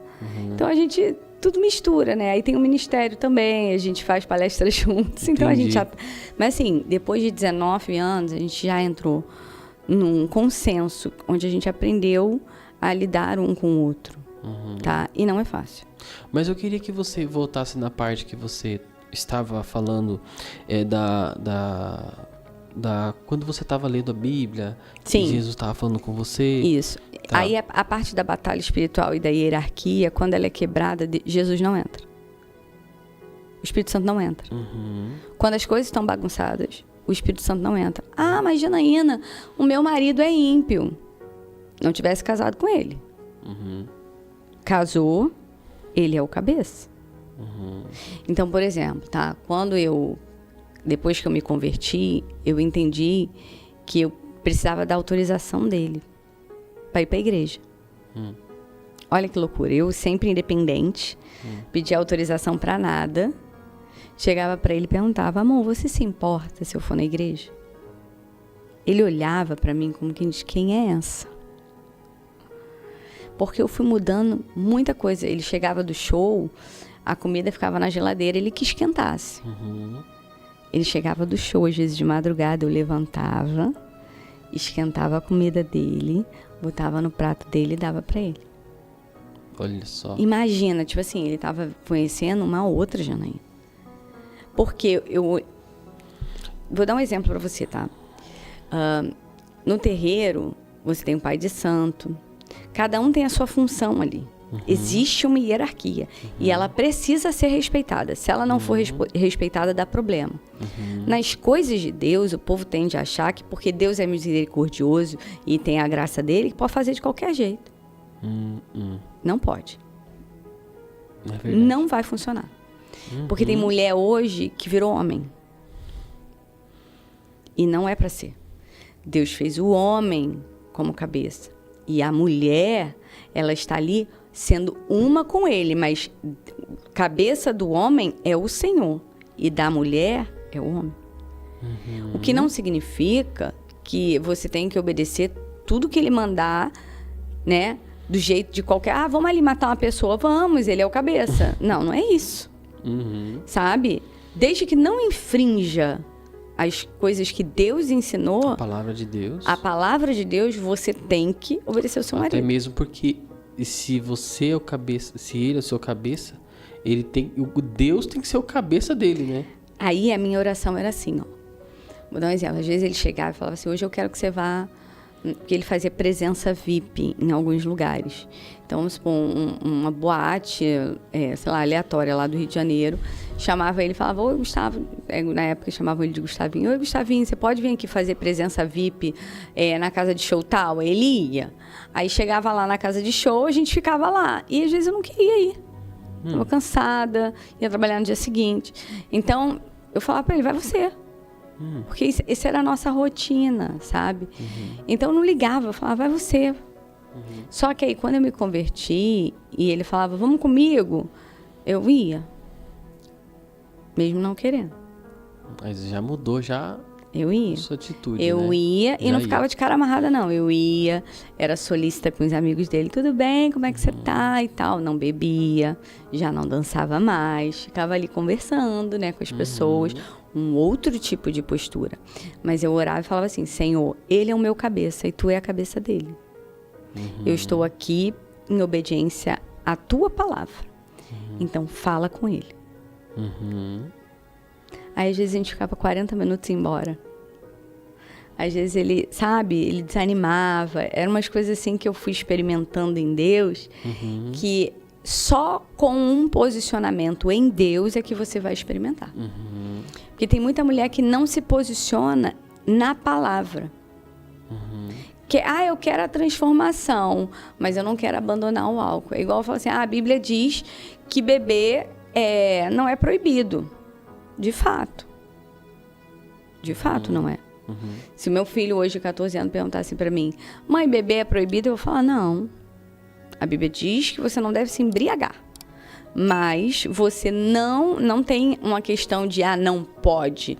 A Bíblia diz que o sacerdote não deve ser dado ao vinho, mas a Bíblia não proíbe. Aí as pessoas viram e falam assim, pastora, mas eu bebo com meu marido socialmente em casa. Aí eu viro e falo, que bom. Agora, se o teu filho beber e perder o controle, você não pode falar nada. É verdade. Infelizmente, não dá. Entende? É complicado essa questão do vinho, né? Do álcool, porque tem pessoas que vieram do alcoolismo que não podem nem sentir o cheiro. Exato. Né? Exato. Eu e o Gustavo, a gente não bebe absolutamente nada. Nós optamos por isso. Eu sei que tem pastores que fazem e não me cabe aqui julgar. Eu e o Gustavo, nós abdicamos completamente. Completamente do álcool. Justamente por quê? Porque o exemplo arrasta. Eu não posso dizer pro meu filho, eu posso virar e falar assim, meu filho, seu pai já bebeu um dia e resolveu não beber mais, porque além de fazer mal pro seu corpo, tá? Além de entristecer o Espírito Santo, que você pode perder o controle, você perde o controle do seu cerne, Deus não tem isso para você. E além disso, eu e seu pai não bebemos. E aqui dentro você não vai beber. Entende? Então eu tenho essa autoridade para falar, porque eu não faço. Então eu posso cobrar. Entende? Então, eu e o Gustavo, a gente vigia muito nisso. Porque se o teu filho, ele vai querer uma brecha para justificar o que ele quer fazer. O adolescente, ele é assim. Você bebe, tu é pastor e bebe. Olha só, dá exemplo, né? Segue o exemplo. Mas você tá bêbado. Quem falou? Entendeu? Não tem um medidor de álcool para saber se a pessoa tá bêbada ou não. Na cabeça do bêbado, ele não tá bêbado nunca. Sim, exatamente. Não, eu tô bem. Quantos bêbados você já viu falando? Não, eu tô bem. Entendeu? Então, assim, quando a gente vivia nesse tempo, né, que eu comecei a ter uma mudança drástica de quem era a Janaína antes de Jesus e depois de Jesus, ele me olhava com outros olhos. Só que, ao mesmo tempo que eu entrei nessa batalha espiritual pela vida dele, eu ia para monte, eu ia para oração, eu vivia um jejum fortíssimo nesse período, vivia de jejum. Por quê? Porque a arma do crente é jejum e oração. Então, eu subia a monte, eu fazia campanha, eu orava a cama, eu fazia com que o meu lar fosse um lugar que ele quisesse estar. E o que acabou acontecendo? O fato de eu parar de ser uma mulher insuportável, de ficar reclamando o tempo inteiro de tudo que ele fazia, ele vai só querer ficar mais em casa. Que legal. Por quê? Porque às vezes você precisa de uma companhia agradável. Ele chegava em casa, eu já fechava a cara se ele comprasse a bebida. Entende? Aí na cabeça dele, ela já tá me julgando. Eu parei de fazer isso. Você começou a ser uma mulher sábia, né? Não falava nada. Literalmente uma mulher sábia. Não falava nada. Até que um dia, né, eu já estava assim muito cansada, porque eu já estava cansada da vida, eu não via resultado efetivo de falar assim, cara, ele vai se converter. Parecia às vezes que eu falava assim, amor, você se importa de eu ir para a igreja hoje? Porque eu pedi autorização para ir para a igreja. Aí ele autorizava. Só que às vezes ele autorizava porque ele queria sair para beber. Meu Deus. Ele não, pode ir lá, eu vou lá pro bar com os caras, tá? Aí eu ficava assim, poxa, se eu ficar em casa, ele não vai pro bar. Só que aí na minha cabeça vinha uma voz assim, primeiro eu. Vai orando aí que eu vou trabalhando, né? Primeiro eu. E aí ele me autorizava aí, então eu ia debaixo da autorização dele. E eu falava pra Deus, eu tô indo com a autorização dele e ele tá indo pro bar. Eu falava, visita ele lá, incomoda ele lá, amarga a cerveja lá. Não deixa ele encontrar esses amigos que são amigos de copo. Eu fazia muito oração, eu orava muito pela vida dele quando ele fazia essas coisas, sabe? Às vezes eu ia para a igreja, ele falava, hoje eu vou no centro fazer um trabalho. E aí eu já estava muito cansada, porque esse processo todo levou uma média de 2 anos, sabe? De eu ter que me submeter a estar em lugares que eu já não queria mais. Então você vivia uma guerra espiritual também, porque o tempo inteiro. Você na igreja e ele na macumba. É. Meu Deus. Teve um dia, e esse dia foi muito marcante. Foi o dia chave, assim, da nossa conversão. Que é o que a gente conta quando a gente vai dar palestra nas igrejas para casais, né? Nesse dia, eu falei, eu vou para a igreja. Ele falou, vou pro centro, porque eu tenho um trabalho pra fazer no cemitério. Aí eu falei, nessa hora, assim, sabe? Eu falei, tá bom. Sabe quando você fala, você não pensa? Falei, tá bom. E aí eu fui pra igreja. Na igreja eu lembro que eu chorava tanto, orei tanto. Aí eu cheguei em casa, ajoelhei no pé da cama. E todos os dias quando ele chegava, que ele abria a porta chegando de algum lugar, eu ajoelhava nos pés da cama e orava ao Senhor, obrigada por o Senhor estar trazendo meu marido de volta. Em segurança. Mesmo bêbado, mesmo voltando de um show, mesmo do que fosse. Eu ajoelhava e agradecia ao Senhor porque ele estava trazendo o meu marido de volta. E então, quando ele entrava em casa, eu ajoelhava. Então, ele me via orando todas as vezes. E aí, nesse dia que ele falou que ia fazer o trabalho, eu lembro que eu falei, chega, não dá mais. Eu não vou mais ficar me sujeitando a isso. Acabou. Eu não preciso passar por isso. E aí, que todo mundo acha que o meu problema com ele no casamento foi mulher, e nunca foi. Nunca foi, eu nunca peguei uma traição do Gustavo. E depois eu vou contar o que aconteceu, porque eu descobri que eu fui traída várias vezes. Mas nesse processo, as nossas brigas eram porque ele queria ficar na rua e bebendo o tempo inteiro e não me dava atenção e não queria achar que tinha uma vida de casado. E a briga era essa, sabe? Já teve vezes do porteiro bater na minha porta e falar assim, quer que chame a polícia? Porque eu arremessava as coisas nele, pegava a primeira coisa que eu vi e tacava nele. Eu também não era flor que se cheirasse, não. Eu era brava. Isso lembrando que era antes da conversão. Então, assim, já teve brigas, assim, absurdas. Da gente se machucar fisicamente, porque eu parti pra cima dele pra bater nele. Ele nunca me bateu. Ele sempre me segurava, mas muito forte, porque eu perdi o senso, sabe? Porque eu ficava muito, muito irada. E aí, eu falava, cara, eu não vou ficar vivendo isso, sabe? E aí aconteceu esse processo todo, eu ir para a igreja e tal, já estava sendo transformada, já não acontecia mais esses episódios de briga, nada disso, eu aprendi a calar, sabe? Eu guerreava em silêncio com jejum e oração. E é uma luta muito difícil, porque você não vê acontecer, parece que quanto mais você ora, mais se distancia, sabe? Mais o diabo trabalha para te tentar, para te tirar do foco, para fazer você desistir. Para você ter noção, eu já fui em reunião de oração, que as mulheres sabiam da minha história, de mulher ser usada e falar assim, Deus não... Irmã, Deus está falando que teu marido não tem jeito. Olha. Por isso é que eu falo. Nossa. Eu fico com a palavra que o Senhor me deu. E a Bíblia diz que eu e minha casa serviríamos ao Senhor. Amém. É uma promessa. Então eu não foquei no que as pessoas falavam. Por mais que as circunstâncias todas diziam que não ia mudar, o cara ganhava muito dinheiro. Tinha um monte de mulher atrás dele. Fama, sucesso, viajava o tempo inteiro. Tudo que um homem quer. Por que Deus vai transformar esse homem? Não tem como. Sabe? Como que ele vai largar o dinheiro? Como que ele vai largar a vida que ele levava? Só que eu tinha uma fé e uma certeza, porque a fé é a certeza das coisas que você não vê, né? Mas certeza de que um dia vai acontecer. Então, a minha fé era essa. Eu não sabia como, não tinha jeito, mas eu sabia que ia acontecer. Então, o ponto que nesse dia que ele falou, eu vou por centro, que eu fui para a igreja, chorei muito na igreja, voltei, que ele entrou pelas portas, ele tinha virado a madrugada no cemitério. Quando ele entrou pelas portas da casa, ele virou e falou assim, eu estou muito cansado, eu vou deitar para dormir, depois a gente conversa. Eu peguei a chave do carro e saí para trabalhar. Eu já tinha orado para agradecer que Deus tinha trago ele, mas eu fui para o trabalho falando, Senhor, acabou. E quando eu desci para ir para o carro, que eu abri o carro, eu lembro como se fosse hoje, o carro cheio de pena de galinha, Rafael, do trabalho que ele tinha feito. Eu falei, Jesus, eu não vou mais tolerar, agora acabou. Cheguei no meu limite. Quando eu chegar do trabalho hoje em casa, eu vou catar as minhas coisas e eu vou embora. Eu não vou deixar ele, não vou falar nada, eu não vou brigar. Eu vou embora para casa dos meus pais. Eu não preciso passar por isso. Quando eu voltei do trabalho, que eu cheguei em casa, a casa estava toda arrumada. Eu já achei aquilo muito estranho, né? Falei, meu Deus.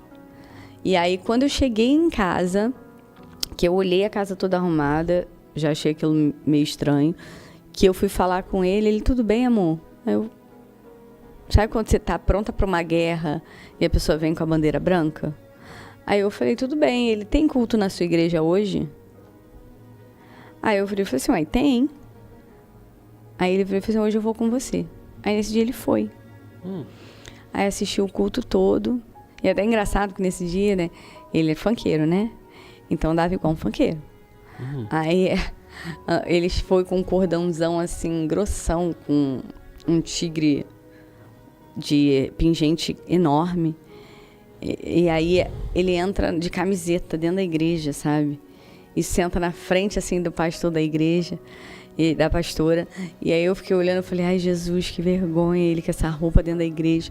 Mas, enfim, tá aqui, não vou falar nada, né? Tem hora que a gente tem que ficar na guerra em silêncio. E aí pregou a palavra e tal, ele gostou. Eu falei, gostou, amor? Gostei, foi uma benção e tal. E aí passou, não foi mais, sabe, Rafael?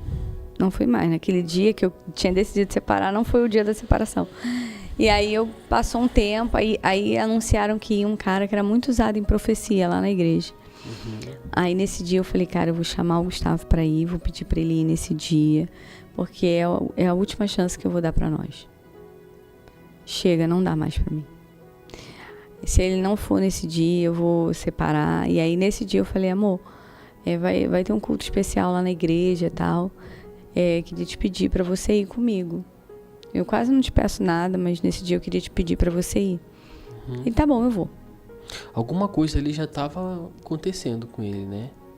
Alguma coisa estava acontecendo. Eu não sabia o quê, mas assim, era uma incógnita. Sim, sim. Sabe? Alguma coisa estava acontecendo porque ele já estava mais suscetível a pisar na igreja. Antes nem isso. Entendi. Nem isso. Depois ele vai contar aí como que foi a história dele ele vai vir aqui, né? Na macumba. Ele vem, sim. Ele vem aqui contar essa história. Eu nem vou perguntar muito da parte dele, vai deixar curioso lá. Porque nesse caso aí, ele foi. Aí nesse dia ele falou, tá, eu vou. Eu lembro que era uma terça-feira. Aí a gente se arrumando pra ir pra igreja. Oração e jejum. Aí ele chegou na igreja. Quando a gente sentou, ele gostava de sentar na frente, assim, do altar. Se fosse cadeira de pastor, ele não tava nem aí, porque ele sentava lá na frente. Sentava, ele era...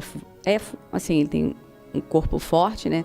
Ele sentou, cruzou os braços, assim, assistindo a palavra, assim. E aí, quando chegou a hora do profeta pegar o microfone para pregar, Rafael, o profeta pegou o microfone. Eu lembro que o profeta chegou e sentou na fileira lateral, assim, sabe? A igreja era dividida em duas partes de fileira. A gente sentou na frente do lado esquerdo, o profeta sentou basicamente do nosso lado, depois do corredor, na nossa direção. E eu lembro que o profeta ficava olhando assim, sabe? Assistindo a palavra e dava umas olhadas para ele, assim. E eu falava, Jesus, vai acontecer alguma coisa aqui. Vai acontecer alguma coisa. Eu lembro que quando passava, eu queria passar o microfone pro pastor Renato, que é o profeta, né, Renato? Sim. E aí, quando ele pegou o microfone, ele, você Cara, Deus começou a entregar um monte de coisa.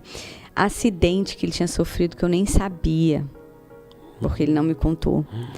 Coisa assim, ele chorava, Rafael, de um jeito. E aí eu falei, cara, agora vai. Agora vai. Aí o profeta, no final, depois de entregar tudo, ele chorando muito, perguntou assim, você quer aceitar Jesus? Aí ele, não. Não quis. Eu falei, gente, não tem como. Acabou, chega, não quero mais saber. Que homem de coração duro é esse? Sabe? Ele nunca vai se converter, na minha cabeça, Ele tava com uma raiz muito forte ali, né? Na macumba, né? Muito forte. E aí, quando ele falou não, eu falei assim, cara, mas eu vou deixar passar esses dias. Aí, se ele fizer alguma coisa, eu separo, já arrumo um motivo, acata minhas coisas e vou embora. Nesse dia que o profeta entregou tudo, ele chegou em casa e perguntou assim pra mim, eu posso aceitar Jesus em qualquer lugar? Aí eu virei e falei assim pra ele, pode. Ele, porque eu quero aceitar aqui no pé da cama onde você ora. Meu Deus do céu. Desse jeito.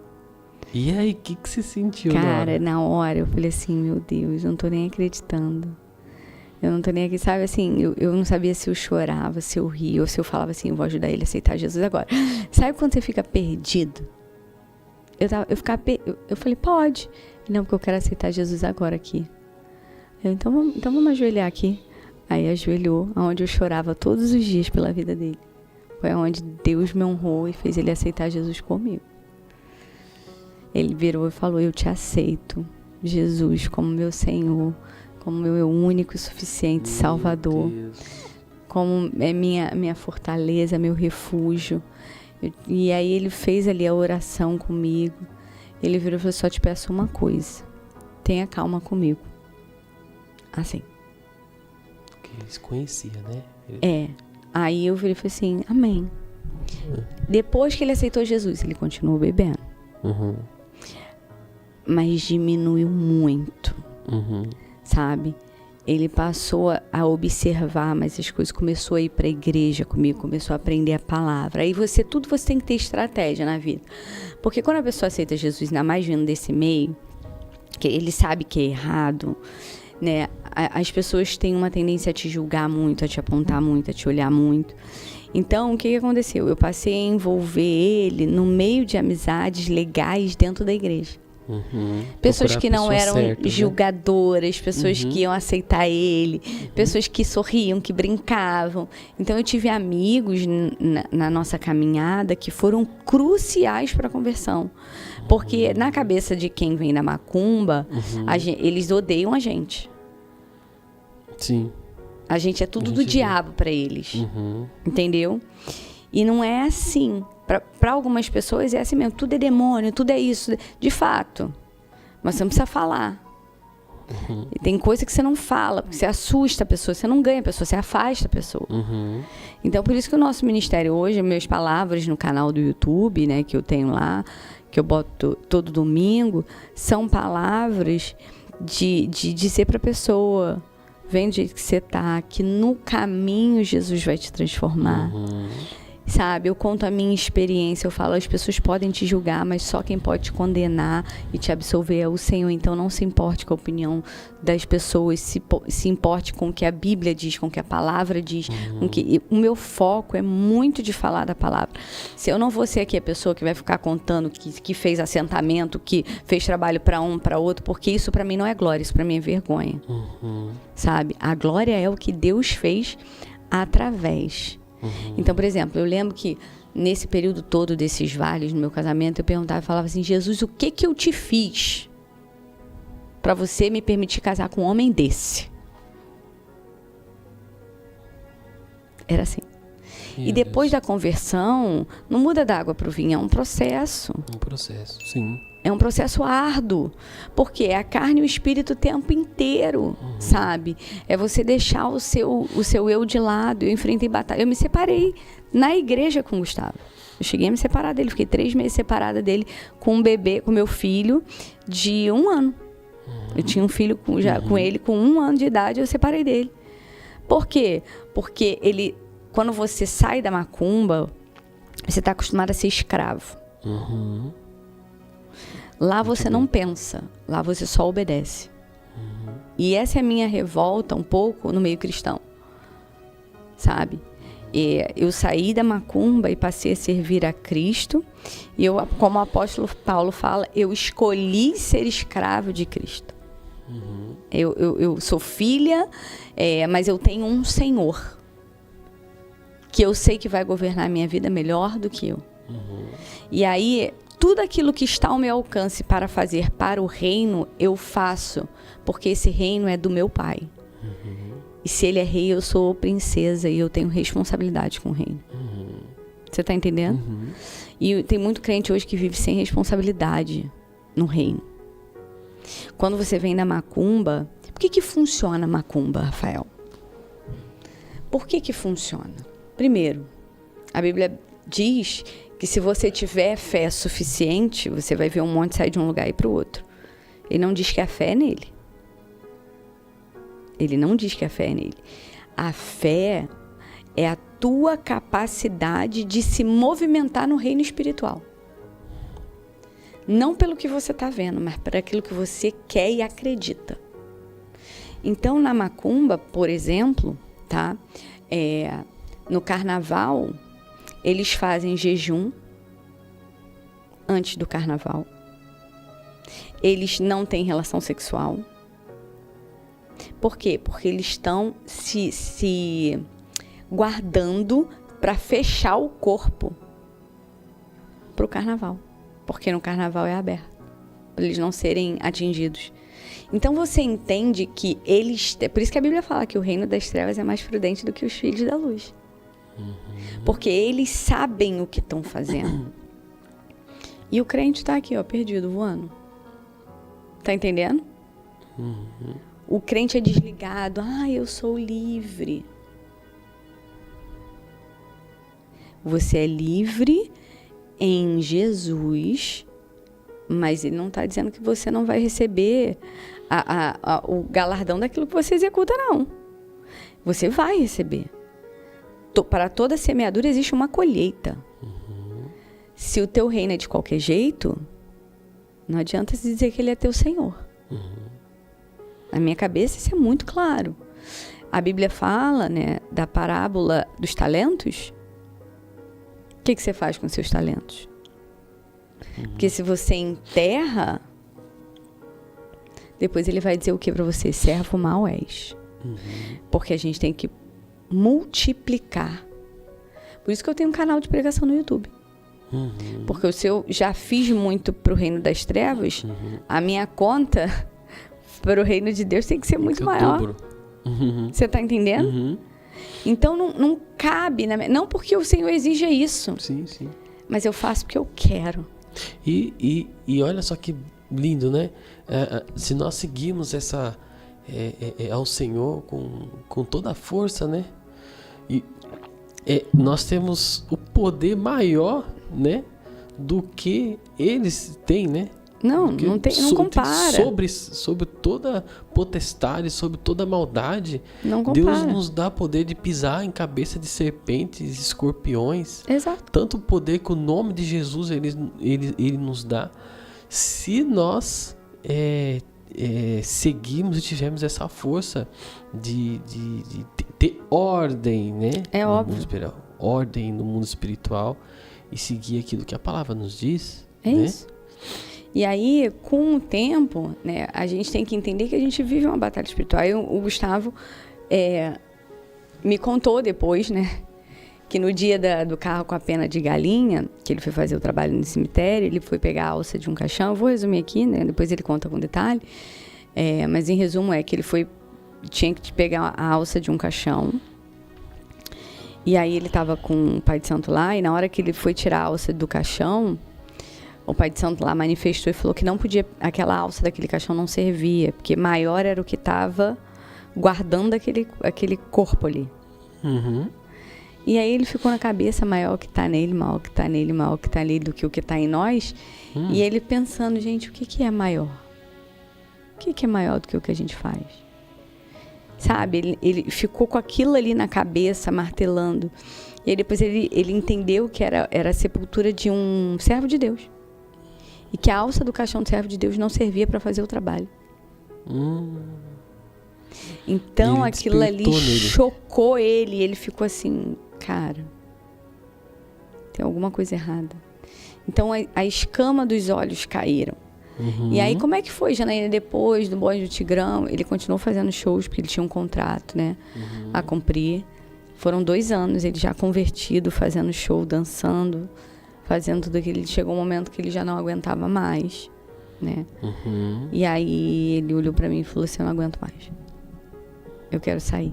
O Espírito Santo já estava incomodando ali. Ele falou que ele fazia o show e ele viu o demônio nas pessoas. E aí no camarim... Depois tinha mulheres e tal, que ia lá pra tirar foto. Ele ficava evangelizando as meninas. Aí os caras do grupo, né, começaram a falar, Gustavo, você já não tá mais na vibe.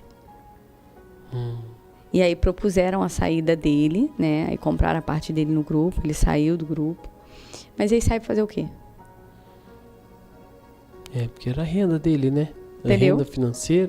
Tudo. Então, Deus tirou tudo da gente, assim. Tudo.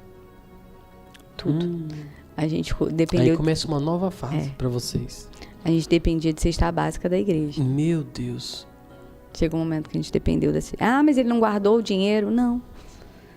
Porque o que você recebe, nesse meio você torra com bebida, com gastos supérfluos. O inimigo, ele é enganoso, ele toma, né? Roupa cara, tênis caro, coisas de marca. Você torra o dinheiro, entendeu?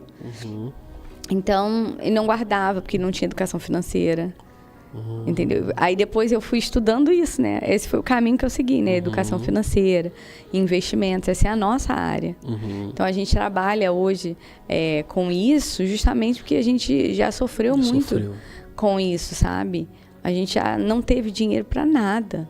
E a melhor pessoa para ensinar é quem passou, Quem passou. E depois que ele saiu do grupo, 2 meses depois que eu descobri que eu estava grávida. Eita. Agora imagina, se eu engravido, antes dele sair do grupo, talvez ele não tivesse coragem de sair. Verdade. Porque sendo só eu e ele, que ele ia pensar no financeiro, com filho, bebê, né? Ele ia pensar no lado financeiro. Exatamente. Né? E aí a gente abandonou e mergulhamos no serviço dentro da igreja, no estudo dentro da igreja, na palavra. A gente teve inúmeras crises, mesmo dentro da igreja, sabe?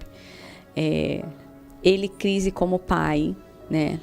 Ele perdeu muito da infância do Natan por não entender a importância da presença paterna. Porque o pai dele trabalhava o dia inteiro, chegava à noite e dava um beijo neles, ia dormir e trabalhava no dia seguinte de novo. Então ele não tinha o pai dele ensinando ele a jogar bolinha de gude, soltando pipa, nada disso. Então o Natan, bebê, meio que não reconhecia... não era agarrado nele, não fazia questão dele, sabe? Por quê? Porque ele não me ajudava com o Natan. Ele achava que isso era coisa de mulher. Cresceu na favela, isso não é coisa de homem. Entendeu? E aí eu fui mãe muito sozinha. Muito sozinha. Tanto que quando eu cheguei a um nível que eu trabalhava, né? Que aí a renda que ficava em casa, ainda que fosse menor, muito menor do que ele ganhava, mas que botava o arroz e o feijão ali, era minha. Então eu tinha que trabalhar, pegar meu filho, cuidar do meu filho, chegava em casa, ele não ajudava em casa, porque na casa da mãe dele só quem fazia as coisas era a mãe dele. Então a gente entrou numa crise, né, de papéis. Então chegou um momento que eu falei pra ele, acabou. Mesmo na igreja. Segue teu caminho. Vai embora. Não quero. Não, vai. Eu não preciso de você. Porque você não me ajuda em casa, você não cuida do seu filho, blá, blá, blá. Assim. E eu sou muito dura. Porque a vida financeira mexe com... Tudo. Não tem como, não, né? assim, se você como mulher segurar a onda um tempo, né? Ele não tinha formação, não tinha nem o ensino médio. Hoje ele é formado e tal. Mas ele não tinha nem o ensino médio. Entendi. Então, assim, vai arrumar emprego de quê? Ele começou a fazer bico em obra, mas não tinha...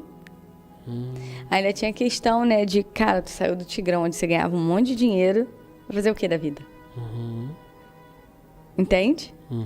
Então, a gente passou essa crise aí muito forte, que foi uma crise que, assim, ele deu um despertar nele. A gente separou, ficou 3 meses separado, ele morando na casa dos pais dele. E aí, o que aconteceu? Ele percebeu, quando ele foi embora de casa, que eu fiquei morando sozinha com o nosso filho, a minha vida seguiu normal, porque eu já fazia, trabalhava, né, meu filho na creche, e cuidava da casa, e ele pegava o Natan no final de semana. E aí, quando ele ia me entregar o Natan no domingo, ou depois de ter saído com o Natan chorava muito porque queria ficar com ele. Eita. Aí ele ia me entregar o Natan chorando, e o Natan chorando porque queria ficar com ele. E eu sou racional, lembra que eu falei? Eu ficava imparcial, assim. Depois eu chorava sozinha porque o meu filho estava chorando. Mas eu ficava com raiva dele. Porque eu falava, como que ele já é um cara que... Porque assim, você acha que vai aceitar Jesus, acabou nossos problemas. Não. Mudança de caráter, cultura, é um processo pesadíssimo. Então, ele virar chaves na cabeça dele, tinham que haver crises para ele acordar. Então, por exemplo, nessa crise que a gente separou, que ele foi embora de casa, que eu botei ele para fora de casa, que ele pegava o nosso filho só final de semana, que ele ia me entregar, eu mandava ele entregar o Natan na casa da minha mãe, para ele não me ver, eu não queria vê-lo.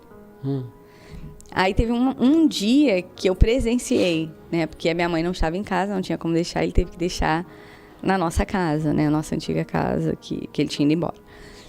Quando eu vi o Natan chorando, que queria ficar com ele, e ele chorando aquilo ali, eu fiquei assim, séria, mas eu fiquei muito arrasada. Aí ele virou e falou assim, por que você tá fazendo isso com a gente? Aí eu olhei no olho dele e falei assim, não sou eu que tô fazendo, foi você que fez.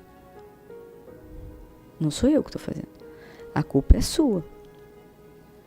Porque você diz que serve ao Senhor, mas você não consegue servir a sua esposa e o seu filho. Ele tá chorando agora, tinha que ser ele chorando todos os dias porque quer ficar perto de você enquanto você estava em casa. Chorar agora porque você pegou e levou ele para ir no shopping é muito fácil. Mas você não é presente para ele quando está em casa. Agora que a gente separou, que ele descobriu que ele tem um pai. Porque antes quem levava ele para andar de velotrol, de bicicleta, levava ele no parquinho, no shopping, era tudo eu sozinha.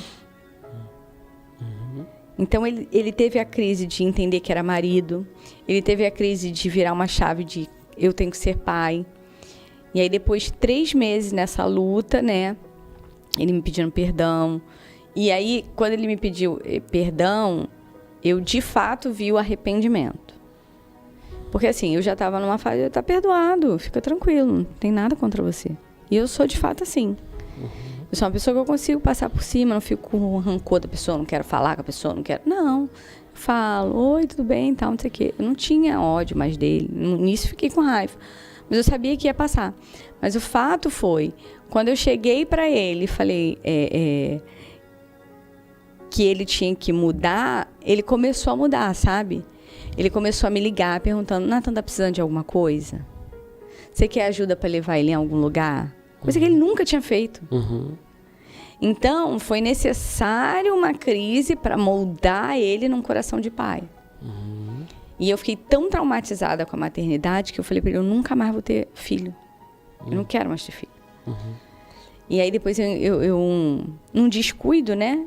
Depois que a gente voltou desse processo, eu perdoei ele voltou para casa. E aí ele realmente mudou com o Natan. A gente melhorou muito como casal. Foram várias crises acontecem, é por isso que eu falo. Às vezes você está vivendo uma crise no casamento e já quer desistir. Você vai passar por essa crise. É entender a crise, sabe? É saber pedir ajuda. Eu já passei por crise com o Gustavo, que eu fui para terapia de casal. Mas desistir não foi uma opção, entende? Pra gente. E eu não estou dizendo que tem que ser assim para todo mundo, porque tem mulher que está vivendo debaixo de traição atrás de traição, julgo atrás de julgo, sabe? Um peso no casamento, sendo agredida. E eu acho um absurdo isso, eu acho uma covardia, né? Você ficar, não, teu marido vai ser transformado, mas não é você que tá apanhando em casa. Porque a igreja tem muito disso, né? Se uma pessoa senta na minha mesa lá de gabinete pastoral e fala, pastor, meu marido tá me agredindo, eu falo, vamos entrar no carro agora, vamos pra delegacia. Eu sou essa pessoa. Eu não vou falar pra ela, Deus vai transformar. Pode até transformar ele, irmã. Ele lá, você aqui sem apanhar. Jesus vai pegar ele lá. Mas não perde você te batendo. Sim, claro, com certeza. Pastora, você acha que Deus pode mudar um agressor? Pode, já mudou um assassino, que foi Paulo, pô. Sim. Quando Jesus quer, ele faz. Eu não limito o poder de Deus, mas eu também não vou ficar condicionando a mulher a ser escrava de um homem que só quer botar peso e jugo sobre ela. Certeza. Entendeu? Não tem como. Então, nesse ponto, eu sou muito, muito, muito firme, sabe? Não negocio isso. Nenhuma mulher tem que ficar vivendo esse tipo de situação, nenhum homem, porque tem mulher que agride homem também, né? Então, de fato, eu tenho esse posicionamento. Então, quando ele voltou para casa, depois dessa crise, né, eu fiquei muito traumatizada com a questão da maternidade. Eu nunca mais queria ser mãe, porque foi um peso muito grande, assim, né? Esse processo que eu vivi. O Gustavo nunca acordou de madrugada para trocar uma fralda. Isso não, eu falo isso como testemunho, porque depois eu, por um descuido, engravidei da minha filha, 7 anos depois. Eu me lembro quando eu fiz o teste de gravidez, que eu olhei o teste de gravidez, que eu vi positivo, eu chorei tanto e perguntei assim para Deus: Deus, por que você fez isso comigo? Eita. Por que você permitiu que eu engravidasse mais uma vez? Você já estava ali numa situação difícil, né? Não, eu já estava bem com o Gustavo, mas na minha cabeça eu fiquei tão traumatizada que eu ia viver tudo de novo. O abandono, né? O puerpério para mim foi muito difícil. Eu acredito que eu tenha tido uma depressão pós-parto, sabe? Então, só que assim, eu não fui diagnosticada porque eu não procurei diagnóstico. Não tinha essa alternativa, não tinha condição, não tinha nada. E aí, quando eu engravidei da Mia, eu só sabia chorar. As pessoas falam: parabéns, você tá grávida. Eu falava: Tanto que eu falei assim pro Gustavo, eu procurei um médico, para você ter ideia. Eu procurei um obstetra que fizesse a laqueadura de trompa sem autorização do marido. Meu Deus. Porque ele falava: eu quero ter mais filho. E eu falava: eu não quero mais ser mãe. E aí, o meu médico falou: não, se você quiser fazer a laqueadura, eu ligo pra você. Ele cuidava de mim desde que eu tinha 9 anos. Não tem problema nenhum. Eu falei: você vai precisar da autorização do meu marido? Ele virou e falou assim: não, contanto que ele não me processe, não preciso da assinatura dele. Eu falei: não, ele não vai te processar. Mas eu avisei ele, tá? Eu não fiz sem avisá-lo. Eu cheguei e falei pra ele: depois da Mia, eu vou fazer laqueadura. Não tem conversa sobre isso. Ele virou e falou assim: eu vou provar pra você que eu sou outro pai. Eu falava assim: mas eu não quero pagar pra ver. Sabe, é como se a história voltasse. E aí, de fato, eu tive a Mia. E o Gustavo foi um pai incrível. E é um pai incrível, sabe? E Deus permitiu que eu tivesse a minha filha pra me mostrar que Ele é um Deus de coisas novas, sabe? Que Ele é um Deus que não repete histórias. Meu Deus. Então, eu fiz a laqueadura na hora do parto. O médico perguntou assim: vai fazer mesmo? Tô com a mão na massa. O Gustavo estava do meu lado, virou e falou assim pra mim: não é o que eu quero, mas eu vou respeitar a sua decisão. E aí eu fiz a laqueadura. E toda vez que alguém me pergunta se arrepende de alguma coisa na vida, eu falo: me arrependo de ter feito a laqueadura. Meu Deus. Por quê? Porque eu tomei essa decisão baseada num trauma e numa dor. E quando eu vi o Gustavo, pai da Mia, eu vi um outro pai, sabe? Eu ouso dizer pra você que ele cuidou mais da minha bebê do que eu. Não que eu descuidei da minha filha, pelo amor de Deus, mas ele fazia questão de ficar com ela, de cuidar dela, de brincar com ela, de fazer as coisas com ela. Então, esse é um arrependimento que eu vou levar pro resto da minha vida. Não existe uma dor porque eu fiz isso. Não sofro por isso. Eu me emociono porque, se alguém estiver me assistindo aqui, não tome decisões baseadas em dores, porque elas vão te conduzir a um arrependimento. Eu sou muito bem resolvida com isso. Eu tomei aquela decisão, eu tenho 2 filhos lindos, eu sou muito privilegiada. A minha família é incrível. Eu fiz debaixo da autorização dele. Eu não fiz em desobediência. E assim, eu digo isso categoricamente. Eu entendo de batalha espiritual. Se ele ali, olha nos meus olhos, na hora do parto, fala assim: não quero que você ligue, ele sabe que eu não ia ligar. Mas por amor ali, a minha vida e a tudo que ele gerou de dores em mim, com a nossa história, ele me deu essa escolha. E ele me permitiu tomar essa decisão. Ele não me culpa de ficar falando, eu te avisei. Nossa família é maravilhosa, sabe? Eu tenho um filho de 14 anos, uma filha de 7 anos. São 2 crianças incríveis e eu sou muito grata ao Senhor. Eu tenho muito mais do que eu mereço, sabe? Mas eu me emociono porque talvez hoje eu pudesse ter tido mais filhos. Não sei. Ou não, ou Deus tinha escrito isso, sabe? Para eu poder contar para mulheres hoje que elas digam assim, não tomem decisões baseadas em traumas. E durante todos os processos que eu vivi no meu casamento, Rafa, eu sempre perguntava assim, Deus, para que eu estou vivendo isso? Para que o Senhor está me fazendo passar por isso? Porque não tem lógica, eu nunca fiz nada de errado. Nunca roubei, nunca matei, nem usei droga. O que eu fiz de tão errado para passar por tantas adversidades? Tinha só 19 anos, Rafael. Um pai que me amava, uma mãe que me amava. Por que eu estava... Entendeu? E hoje, ter um canal no YouTube, onde eu conto a minha história, falo da minha experiência, as pessoas olham para mim.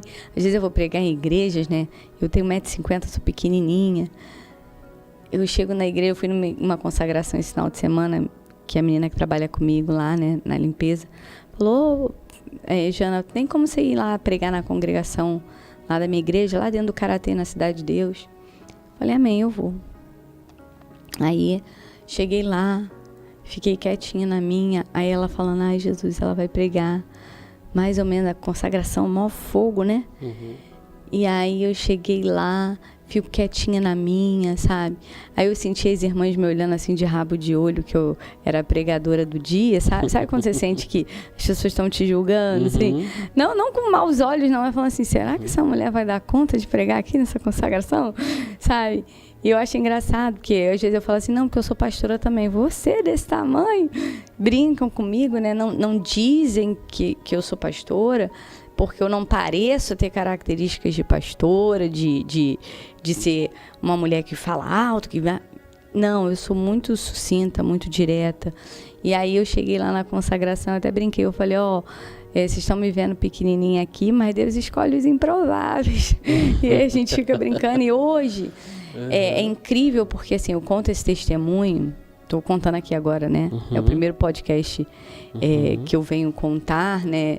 Abertamente, e você vai ver, é porque eu não vou ver porque vai postar no teu canal, mas você vai ver o tanto de comentário de mulheres dizendo assim, nossa, como esse testemunho me ensinou que eu tô errada. O que eu mais recebo no meu canal. Nossa, pastora, eu erro tanto no meu casamento, por isso meu marido ainda não se converteu. Porque eu precisei viver essa história para poder ajudar outras pessoas a serem libertas nos seus casamentos. Sim, então certeza. Eu digo que toda a dor que a gente passa é para a glória de Deus. Isso que você disse que se arrependeu de fazer, com certeza trouxe um ensinamento para você hoje que você carrega pro resto da vida, né? Em todas as suas decisões hoje, eu tenho certeza que você coloca Deus na frente. Sempre. Nesse caso, eu nem orei. Eu não perguntei a Deus o que Ele queria. Já foi olhando pra dor e... Só fui olhando pra dor. Tomou decisão, meu Deus. Hoje, qual é a consequência disso? Eu tenho que conviver com a decisão de nunca mais poder gerar.